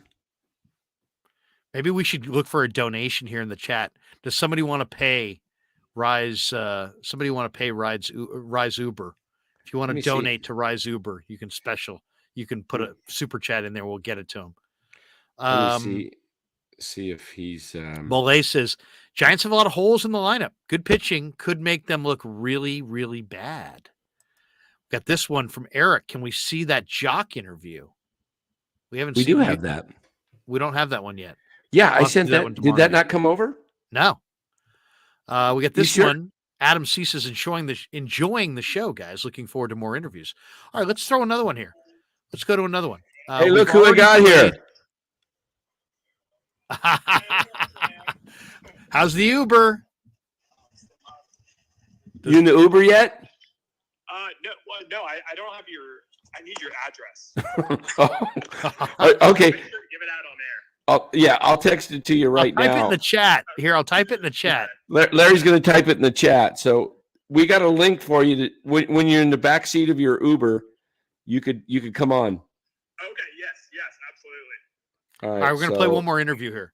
So we have Kapler. We played that. We have Vaun Brown. We played that. We have let's see. There's Kapler, Vaun Brown. Okay, now we have Sean Hjelle. Let's put up Sean Hjelle. Wait a second here. Hold on. So let me share the screen. And there we go. All right. This kind of funny. Here we go. Sean Hjelle is the guy on the right. Danny would be on the left. And if you're not sure, Dan's the shorter one. Dan Coccmiligio here. I'm standing next to Major League Baseball's tallest player in history. That's 6'11" pitcher Sean Hjelle. Sean, you are obviously known for your height, but you're also a quality Major League pitcher. Last year, you made a couple of even starts, I believe, didn't you?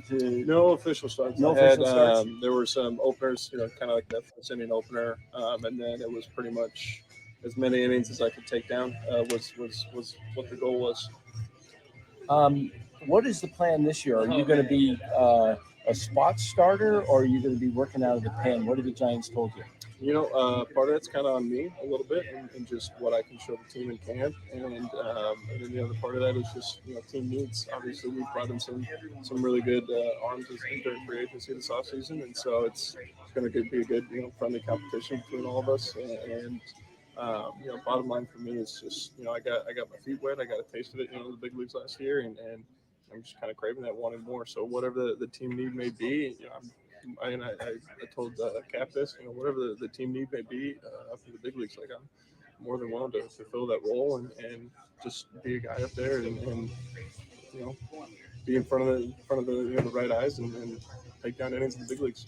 Yeah. Now you came out of the University of Kentucky, which is known as a basketball school. Mm-hmm. 6'11" pitcher. Did you play basketball in high school? Or? Yeah, I did. Mm-hmm. Yeah. Were you have some pretty good success? Were you recruited at all for anything? It helped in high school basketball being this tall, and I had a lot of fun. I love playing basketball. Like it's a passion of mine. But it was just, for me, it was always baseball. So if there was any coach or scout or whatever from a college basketball program, it was I kind of told them early on all the time, like, hey, I want to go play baseball. So college recruiting for basketball wasn't really a thing for me because they just all knew I wanted to go play baseball. Right. Now you were drafted, I believe, in the second round. Was it 2017? 18. Okay. Mm-hmm. So you're right on track, with your progression, making it up to the majors. Mm-hmm. What do you prefer? Do you prefer starting, or do you prefer coming out of the bullpen? I just prefer pitching, really. Yeah. I've started my whole professional career. I came out of the pen actually my freshman year at Kentucky. I was the closer on the team, so got a taste of both. And I just love pitching. So, like I said, whatever that role may be for me in the big leagues, I'm more than willing to take down innings. And if that role changes or evolves, then like I said, that's kind of on me and my performance and when I can go out there and show the team. What would you say your go-to pitch is? Is it your slider? For a strikeout? Yeah, absolutely. Yeah. Yeah. Mm-hmm. Yeah. Slider. Coming out, at 6'11" and your delivery, you're pretty a lot closer to the plate than most pitchers. Is that, you hear any feedback from teammates as far as it's tough to see the ball off you because of your height and your delivery and release? I've always gotten a lot of feedback that ball kind of gets on the hitters a little bit, and which is good to hear from my point of view. Obviously, I want to keep minimize that time that they feel like that they had to react and get the ball on them, so to speak. It's funny though, the actual analytics of it. Obviously, I have a longer extension because I'm so tall, but I'm actually not like a really big extension guy in terms of like above average numbers on that. Just in terms of the way I throw my arm path. But it's still just, I think the height advantage and the levers still give me that ability to kind of make it feel like that's how it is. Yeah. Now, did you do any work this off season, like at drive line or anything like that? Not a drive line or a tread. My wife and I, we bought a house in Richmond, Virginia this past summer. That's where she's from, and we moved back there. Did you meet her in the minors there? Or? I met her in my first spring training. She was actually working for the Diamondbacks. Oh, okay. Yeah, she's doing video production for the Diamondbacks. Okay. So I met her down here during my first spring training, and then she just happened to be from Richmond, which is where our AA is. Yeah. So it's did you spend 1 year or 1.5 there at AA? I finished the 2019 season there for about a month, and then I was there for a majority of 2021 season. So all in all, about a year or so. Together. Is her family there too? Or? Yeah, her family, her parents, and her sister and her husband just moved back in town as well. So. Well, that was kind of cool. Were you married at the time when you were stationed at? We were engaged. Okay. We had gotten engaged. So. First few months being engaged, I was living with my in-laws. So that was a good experience getting into the family, so to speak, a little bit, and then getting to know all each other. Yeah, what are the odds of that? Of being that you're traveling up the minor league system and then you're stopped right in your wife's hometown. It helped with rent, I can tell you that much. Yeah. How does that work with you guys? You talk about rent. I know as a minor leaguer, you get a stipend, and then you get so much. Well, now I believe they have a housing system for guys in the minor leagues that the teams provide since they're now minor leagues are now a part of the MLB. That's CBA, and I believe that they now provide housing for non-40-man minor league players, as well as I think there's a certain quota of minor league free agents. If you're making more than X amount a month, then they don't provide that housing for you. But from my understanding, most minor league guys fall under that, and they provide apartments and housing at all the affiliates. Yeah. Now, how is it spending time in Sacramento? I mean, you go last year, you got called up a couple times and had to go back to Sacramento. Mm-hmm. Is that just part of the profession where you just get used to, hey, I may be up, I may be down, you just got to roll with it? Or yeah, I think a guy in my position, first time being on the 40-man roster and then getting a little taste of the big leagues and debuting last year, I think that's just kind of part of the business side of it a little bit. Is guys get optioned and they need availability of arms, and if I'm coming out of the bullpen and I throw 5 innings, I'm down for 5-6 days. So then I'm just kind of eating up a spot for somebody that could come in and take down more innings for the team. Well, I just kind of would have to sit there. So that's an aspect of it. And I think just knowing that and understanding that going in, you can just, mentally prepare for those things happening. And also every time you get optioned, it's a chance to go back, learn something, and prove that you did that. And once you get back up, just trying to take advantage of those opportunities to not get sent back down and not really look back. And so you always have to kind of be up in your game and learning things and taking tips and tricks along the way to, keep your spot as long as you can. Yeah. Just describe what it was like the moment you got your first call up to the majors. What took place? How did it happen? Who told you? My AAA manager and my pitching coach told me after a game in Sacramento. And so it was later at night, 10, 11 o'clock or whatever it is. So I went home, told my wife, woke her up, told my wife, and I actually drove to San Francisco that night. From Sac, just so I could get there, as early as I could and get all my nerves out of the way, before I got to the ballpark. And while I was driving from Sac to San Francisco, it's about 2 hours or so, and it was like, what route did you take? 80? Yeah, I just took the highway all the way in. Yeah. That take you over the Golden Gate, or did it come? No, I went down through Berkeley and then over the Bay Bridge. Oh, okay. But I was actually calling my parents the whole way because they're in Minnesota, and it was like 1 or 2 o'clock at night. Were they able to make it out for the? They first were able game? to make. So my dad and my grandpa were able to come up. They were able to fly the next day and see my debut, as well as some other family friends, and then my wife and my 2 boys were there as well. Yeah, so I think I remember that game. I think you pitched 1 inning. Yep, pitched 1 inning against the Cardinals. Yeah. Now, where do you get your height from? Is your parents tall, or both sides of the family are tall? I'm the tallest, but people on each side have their height advantages as well. Yeah.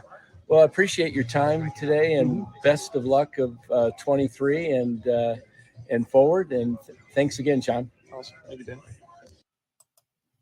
All right. I like that. Super nice guy. Sean really Hjelle. Nice guy. Mole says, can we get Buster to howl along with Tony Bennett after a Giants win? Oh, I don't leave the park until I hear Tony sing. And the $20 super chat, he says, is cash for Rye. That's nice of Jimmy. I like Jelly though. That was cool. You really start to, see these guys as not just ball players, but just regular people, and sure. And you root for them. Now a guy like Jelly and a guy like Vaun Brown, I'll be pulling for these guys, whether they're Giants or not, the rest of their career. Absolutely. Just because, they're just nice people. MF is asking this is what the Giants need to have is we need to bring more of these kinds of interviews out. Why? Because let's be honest, the people have a hard time even knowing who's on the team. And when you actually hear the interviews and you can hear the guys in their own voice talking about things like getting called up to the big leagues or their family situation, or, hey, how he met his wife. That came out in this interview. It makes them not just number 58, that they're like somebody that and are rooting for. And then the guy comes out of the pen and you're more invested because you actually know a few things about the guy's life. And I just think Farhan has made so many moves that his team is almost a complete unknown to lots of the fans. So I think these interviews really help out quite a bit, to be honest. Yeah, I think it does. It's baseball is it's just a type of sport. It's a long season. People's families are pulled away from their families for a couple weeks at a time. These guys, you just want to get to know them, and it's interesting. I mean, it's funny because you could joke with some of the guys. Like last year, David VR wore number 70, and I noticed he was wearing number 32, and I can't remember who it was. It might have been it wasn't Schmidt, but it might have been somebody. One of the rookies had number 70, and I said, "Hey, David, so-and-so's got your old number." And he looked over at his back and he goes, "Oh yeah!" Started cracking up. 70's kind of like was the dog number that everybody got last year. So Graves is Vosler. No, Vosler's not in this camp. He's moved on, right? Yeah, I don't know where Vosler is. Yeah. But yeah, so it's pretty cool. MF asked about the dogs. Why were the puppies in the camp? I did get a shot of that. I wish I knew how to upload that because I would. Whose dogs? These were just dogs that were brought in by a company that some of these dogs are, up for adoption. And it's really cool because I got Logan Webb. I was talking to him and he was, some dog. He's real soft spoken. Logan Webb. He's just like, this dog, I think he wants to go home with me. He's kind of like, because the dog just laid right in front of him. And then Jelly is laying down. He's a little bit further away and he's laying down. He's got two dogs literally just like crawling up right on his face. It's pretty cute. Yeah. I love dogs. So, believe me, if I could be in there with a bunch of puppies, I'd love it. I just love dogs. So yeah.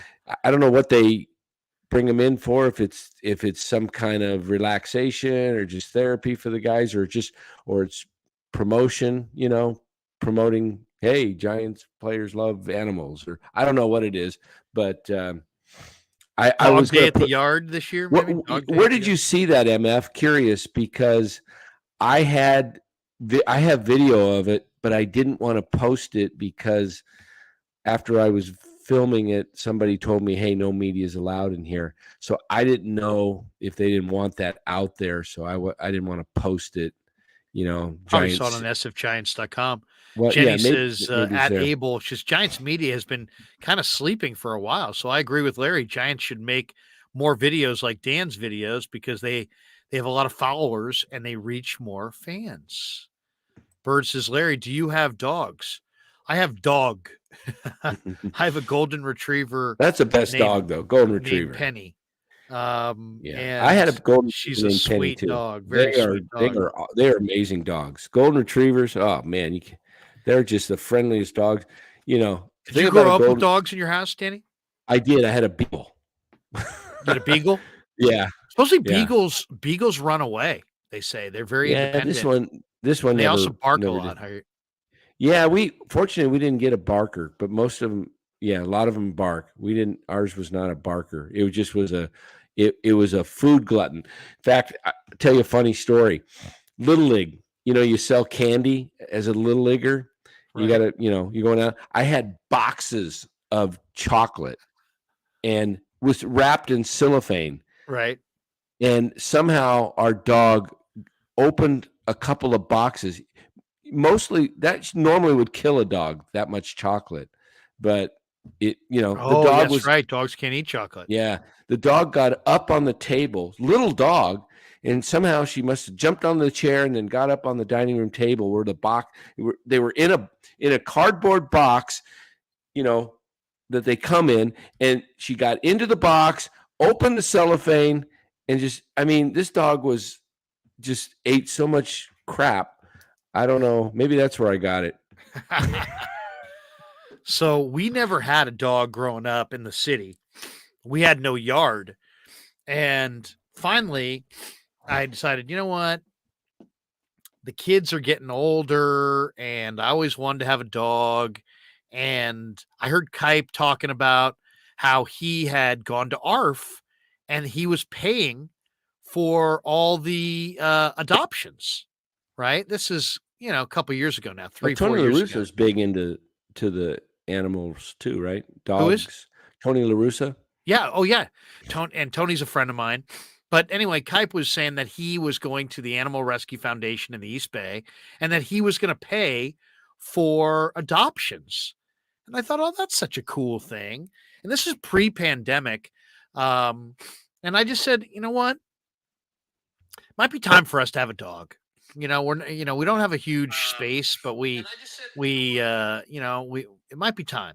So then I started looking around and, I went to the animal shelter and they have a lot of Chihuahuas.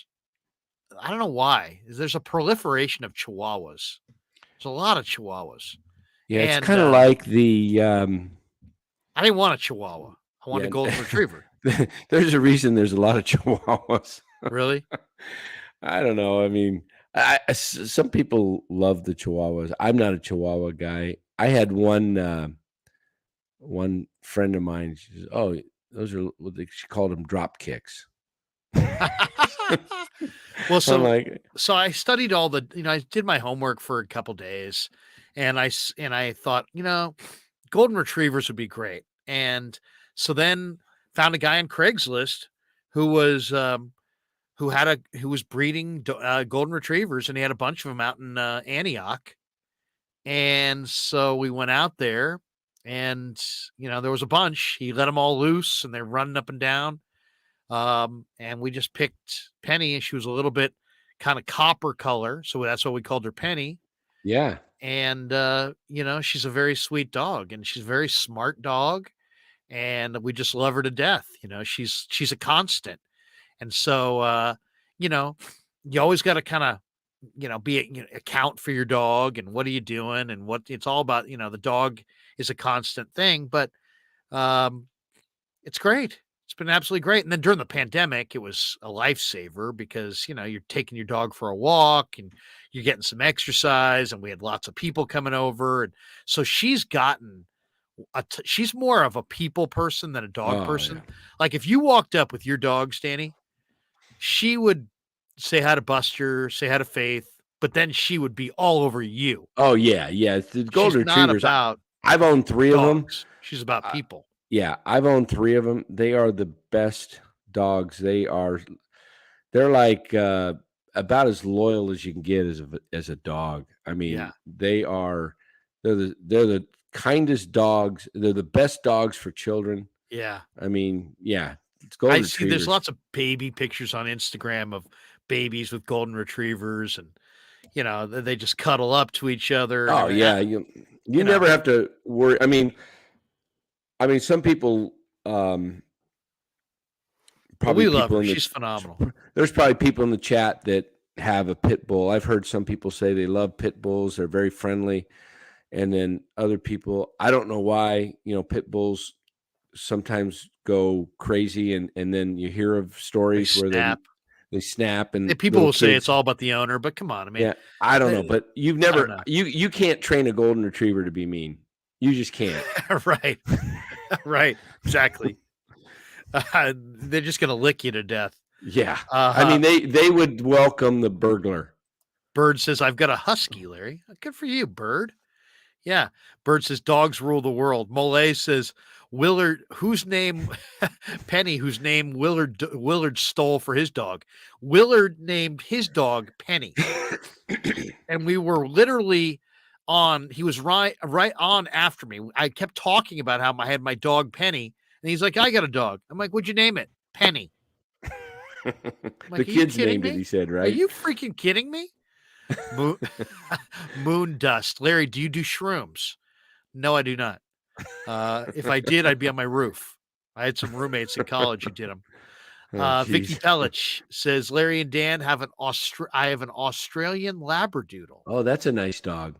Are they That's nice? a really nice dog. Yeah, Labradoodles are awesome because they got the personality of both dogs, but I have labs. They shed. Labradoodles have more like the poodle, thicker hair, and they don't shed. So they're sweet. They're smart, super smart. Yeah. You're muted, Larry. You're muted. Sorry about that. He says my dog's name is Posey.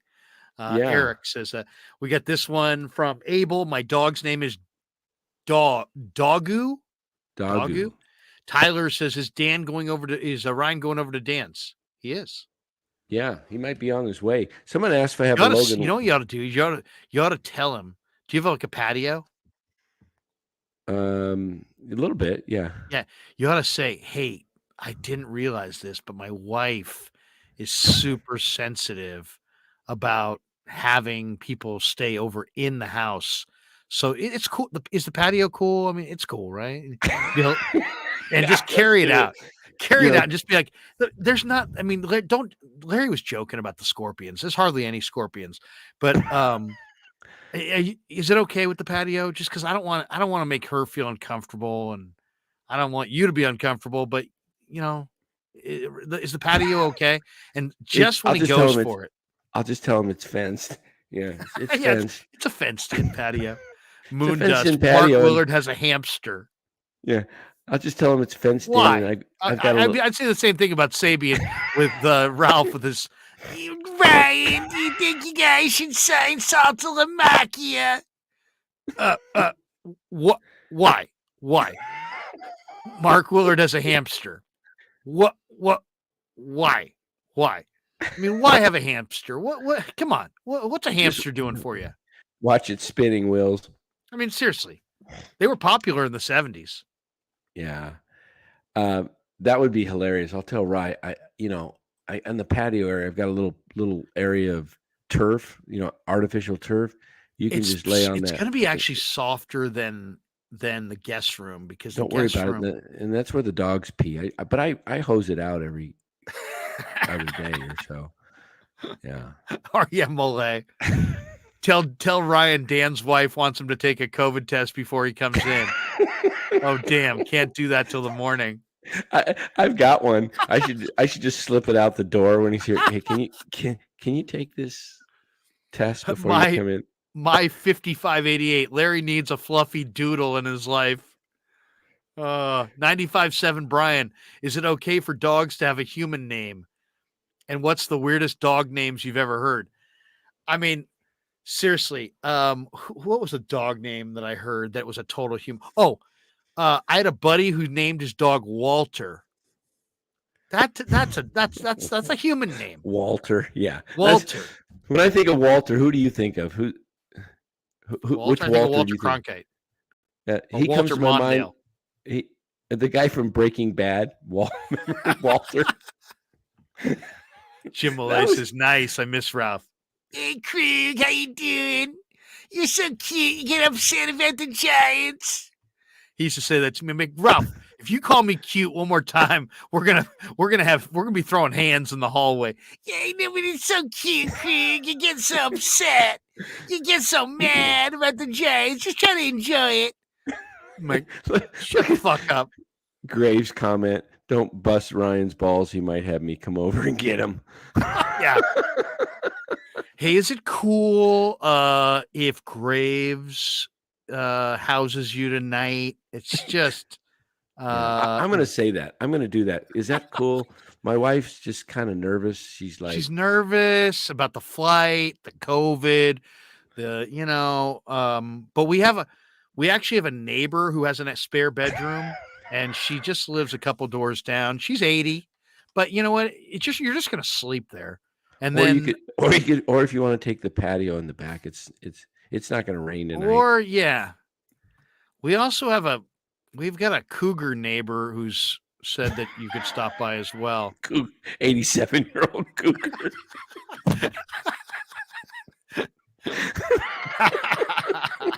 Wait a second, Abel, make the fat guys move. Are you quoting me from the 2012 Giants Tigers Game 1 of the World Series? Gary said, what's the key to winning this series, Lair? I said, make the fat guys move. Make the fat guys move. Because they had Miguel Cabrera. Yeah. They had Prince Fielder. Oh, yeah. Abel says, I remember, Larry. Oh, that's awesome. Let's That see is where awesome. Ryan's at. Has he called in at all? No. Rye's kind of. Eddie says, I hope Rye's not watching on his phone. It would totally ruin the joke. Oh, that's right. Abel says, Larry, is your neighbor chomping wood noise? Yeah, exactly. I thought my neighbor was sanding to get to the center of the earth, and then I realized he was making a baby's bassinet, and I was like cursing him. Really, that's right. Seriously. I looked over the fence, and I'm like, this son of a bitch. And I look over the fence, and I'm like, oh, it's a baby's bassinet. And I felt like hell. I'm like, oh, my God, I'm going to hell. I'm absolutely going to hell after that one. Yeah. Is that my Tigers mic? had a lot of Oh, girth on wait. that 2012 team. What happened to my video? What happened to your my camera? mic? I don't know. Hold on here. Are you pulling a Cyrus? Are you getting high off to the side? There we go. No, I just like Now I your hit my lighting's a little different. USB. Oh, wait. What happened? What happened there? Now you're gray. Before you were kind of yellowy. Let me check my settings. Logitech camera. Well, we should probably call it quits anyway. Let's Oh, do I this. went from We high- might wait wait, for Rye hi, for a Dan. minute. So let's do Yeah, this. Let's play let's- some spots. Let me tell you a little bit about. There we are. We'll do this. Let me tell you about our title sponsor, Pig and a Pickle. They're the proud sponsor of the Krueg Show. Check them out in Corte Madera. They're at 341 Corte Madera Town Center, right there in Corte Madera, Marin County. They're also in the Emeryville Public Marketplace.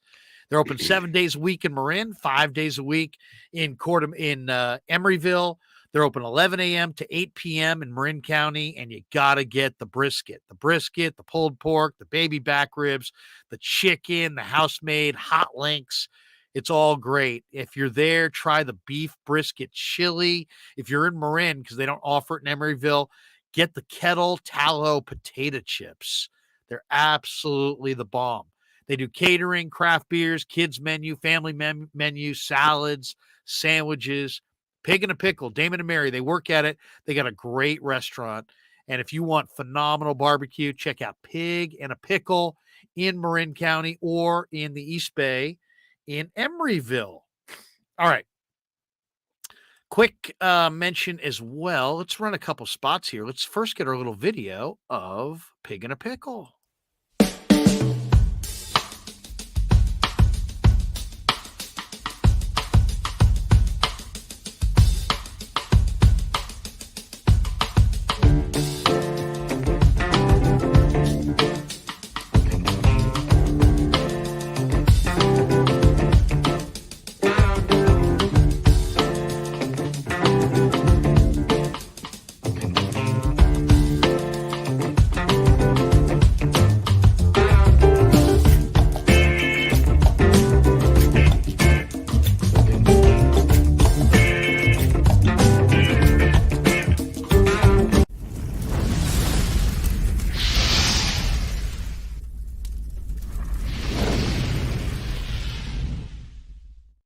Also, big thanks to Casey Bateman and the good people at Telmetrics for being the sponsor of the show today as well. If you're an occupational therapist or if you're an orthopedic surgeon, a chiropractor, or a physical therapist of any kind, Telmetrics is designed for you to use in your practice, and it can greatly benefit your patients. They use computer vision and artificial intelligence, and they provide a platform for outpatient rehab therapy services, both in the clinical and telehealth environments. So using Telmetrics can improve your patient's experience and much more. Here's a word from Telmetrics.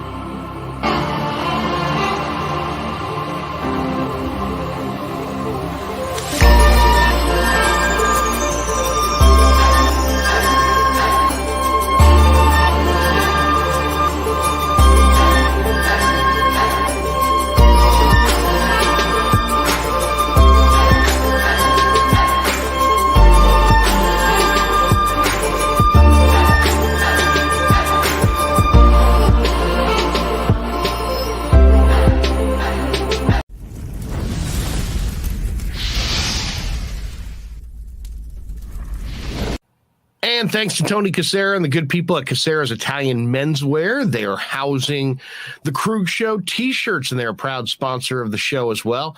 The Krueg Show t-shirt, the Krueg Show podcast t-shirt is available there at their store in Dublin. Their address is 7372 San Ramon Road in Dublin, California. And go see Tony Cassera and get yourself a Krueg Show t-shirt and support the show. And special thanks to our sponsor, New York Style Italian Sausage. That's right, NewYorkStyleSausage.com is their website. Phenomenal product, whether it's the breakfast sausage, the Italian mild, the Italian spicy, the chorizo. You cannot go wrong with New York Style Italian Sausage. Once again, NewYorkStyleSausage.com. Often imitated, never equaled. So New York Style Sausage was started over 70 years ago. We are the largest producer of fresh Italian sausage on the West Coast. What makes our sausage in New York style is really the recipe came from back east, from New York, from Connecticut. If you look at all of our labels, there's maximum 4 or 5 ingredients, which we're really proud of. There's no preservatives, no MSG, fresh in, fresh out. The pork comes in fresh, goes out fresh. There's never any freezing throughout the process. We've always used fine quality cuts. We're never going to deter from that. It's one of the reasons why our sausage is so good. I guarantee you put our sausage up against anybody else's from a flavor standpoint, no one will beat it. Hands down. Hey, do yourself a favor and do me a favor. Go buy a package of the New York Style Italian sausage. Guaranteed you will love it. Guaranteed.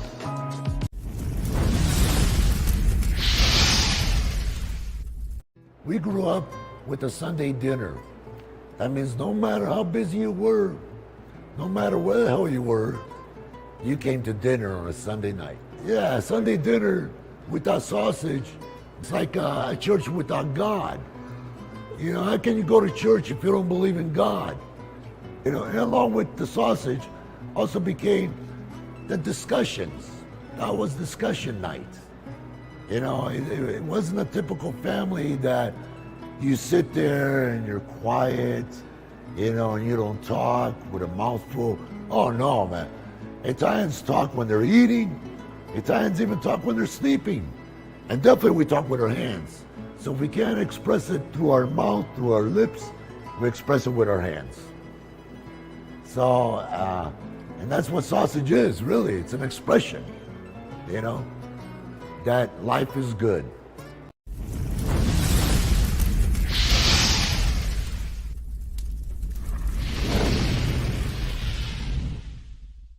All right, we're coming down the home stretch on the Krueg Show, and Danny, good stuff tonight.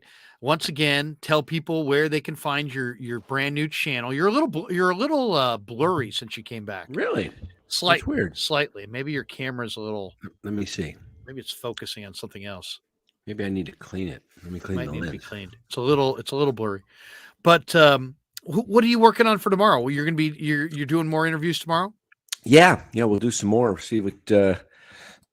Hopefully, I get there early enough and get some good interviews. I'm gonna get Kyle Harrison. I'd like to get Casey Schmidt. Crawford's kind of tough because everybody seems to grab him. I start to go up to him, and then someone else grabs him. So it's kind of interesting how his locker is like kind of away from everybody. I mean, it's next to someone else, but it's kind of on the end, so he's not in the middle of the room. He's kind of tucked in a corner. So probably likes it that way. Yeah. Keeps him a little bit more obscure. Yeah. After a while, I bet you just don't want to talk. You just want to do your thing and get out. We're going to do another Warrior post game tomorrow night. Yeah. So check us out. Warriors Lakers from Staples tomorrow night. The crypto.com arena, I guess they call it. Looking forward to talking a little Warrior basketball. First game after the break. Golden State 29-29. They're 7-22 on the road, and they take on the new look Lakers, who, Danny, I don't know if you watched the Lakers the other night, but man, they look good with Mo Bamba and D'Lo and Vanderbilt and Beasley, and no Wiggins, he's out. with some personal stuff or whatever's going on with it. Hopefully everything's okay with him and his family. Not sure what Abel the deal says is. get Kai Correa tomorrow. Is Kai around? Kai seems like a Don't good see dude. the coaches in the locker room. Can you knock on the coach's room? I don't know. I'll have to ask. I need to. How about Farhan? Haven't even seen him. He's got to be there somewhere. How about JD Davis? Brian I can get- I can Iglesias, get- I can get- 95.7 Brian says get JD Davis. I can get JD. He seems like a pretty cool guy. Yeah. Well, you know what? That's going to do it for us. Did Rye call in? He said he was calling in. Is he? Check him out. Is he in the green room? No. Hold on here. MF says Bay Area Baller and Frank should come on. No, we Yeah. haven't had Rye jump in. I just told him again, get in the green room. It would be fun to see if he's not too far away because it would be great to pull that. Jim that- says Lance that will deal. start over Purdy. Knock it off, Larry. What? Hey, Where's what's the deal that? with That's a lot Purdy of was field. supposed to have surgery today, but it got postponed to March. Yeah. How With about the Marty swelling. Lurie? Interview Marty Lurie. Abel. I didn't see Marty there today. It was first day he wasn't there today. Taking a day off. But we're roughly 2 hours into our live stream. If you're one of the people still remaining in the chat, like and subscribe. If you hit the like, it helps the algorithm. If you hit subscribe, that just will give you an alert every time we go live, like we did tonight. We have 14,442 subscribers. So if you've yet to subscribe to the Krueg Show, please do. If you haven't subscribed to Danny's channel, NorCal Sports Network, check that right. out, right? NorCal Yeah, we're up Sports to Network. 85. Hey, thank you, everybody. Look at Up that. to 85. I want you guys all to go out there and follow Danny. We'll be back with you tomorrow night.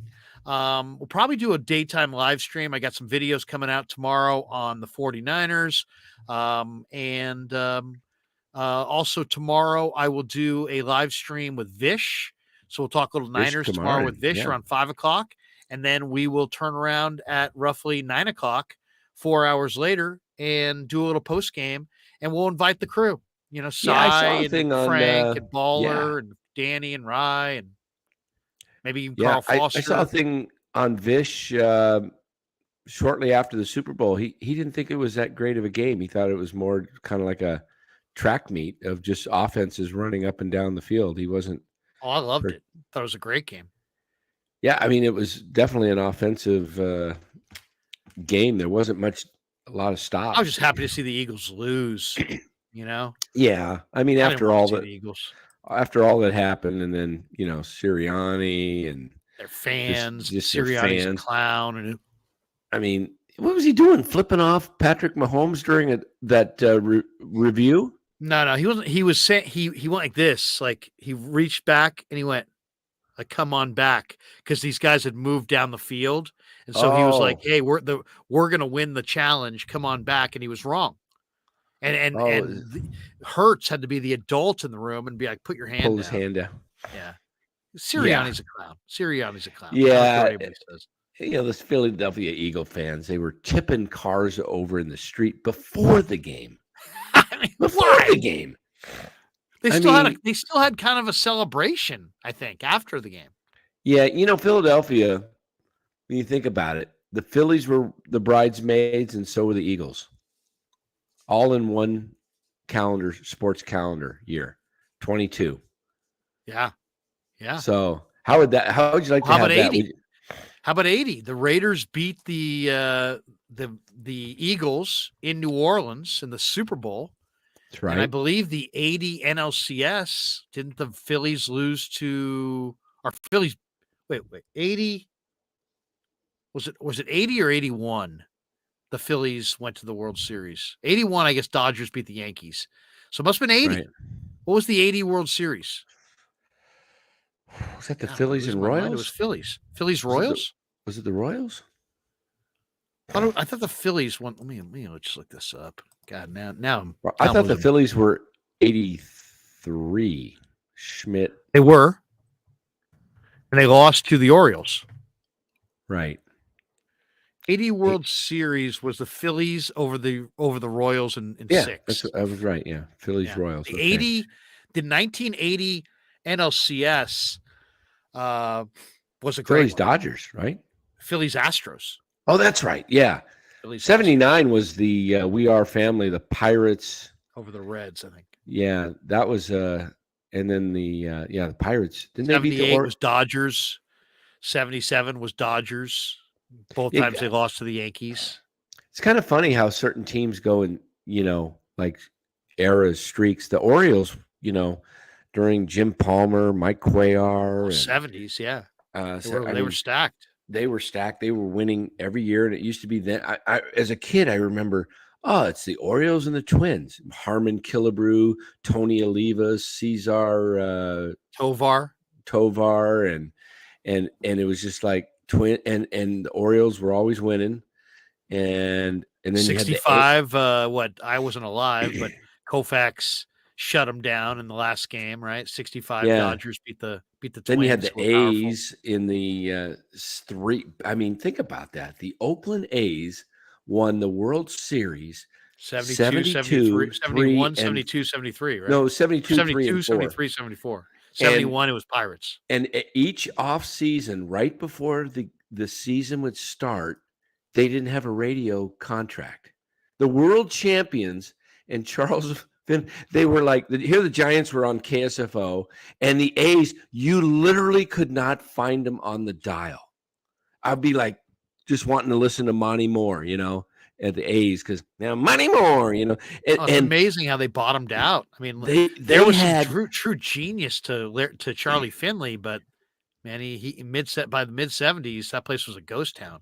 It's crazy. They were the 3-time reigning World Series champions, and in '75 they lost to the Red Sox in the ALCS, and in ¡71 they were there, I think, against Detroit. So they were like 5 straight years. They were like, either in the championship or before game 1 of the World Series against the Dodgers, the A's brawled in the clubhouse with each other. Yeah. The A's They went out there and beat the Dodgers. Yeah. I mean, that was basically, a team. if anybody remembers that one, some Dodger player did an interview before that series and said that no A's player could start on the Dodgers in '74. And the A's were the 2-time World Series defending champions. And they said, oh, yeah, take this. Hey, speaking of the Dodgers, I was in the car driving yesterday, or maybe it was this morning.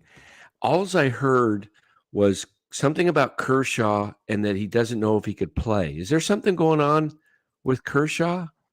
Don't know. Anybody know of any? I forgot. I just thought of it since we're talking about and I'm like, what was that? I don't know. I caught it the middle of it, so I wasn't sure of the context. But I'm out wondering. of the WBC. What's he that? was going to pitch in the World Baseball Classic. He's not going to. Did they say why, or is he? He's not hurt, is he? I'll tell you why. It says he won't play for Team USA for a number of reasons. It's 12 hours ago. Dodgers spring training. Clayton Kershaw taking little step back.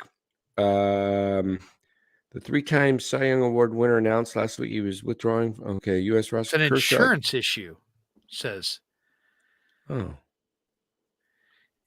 An insurance he was forced to bow out of the WBC because an insurance policy failed to clear him. He says, it was super disappointing.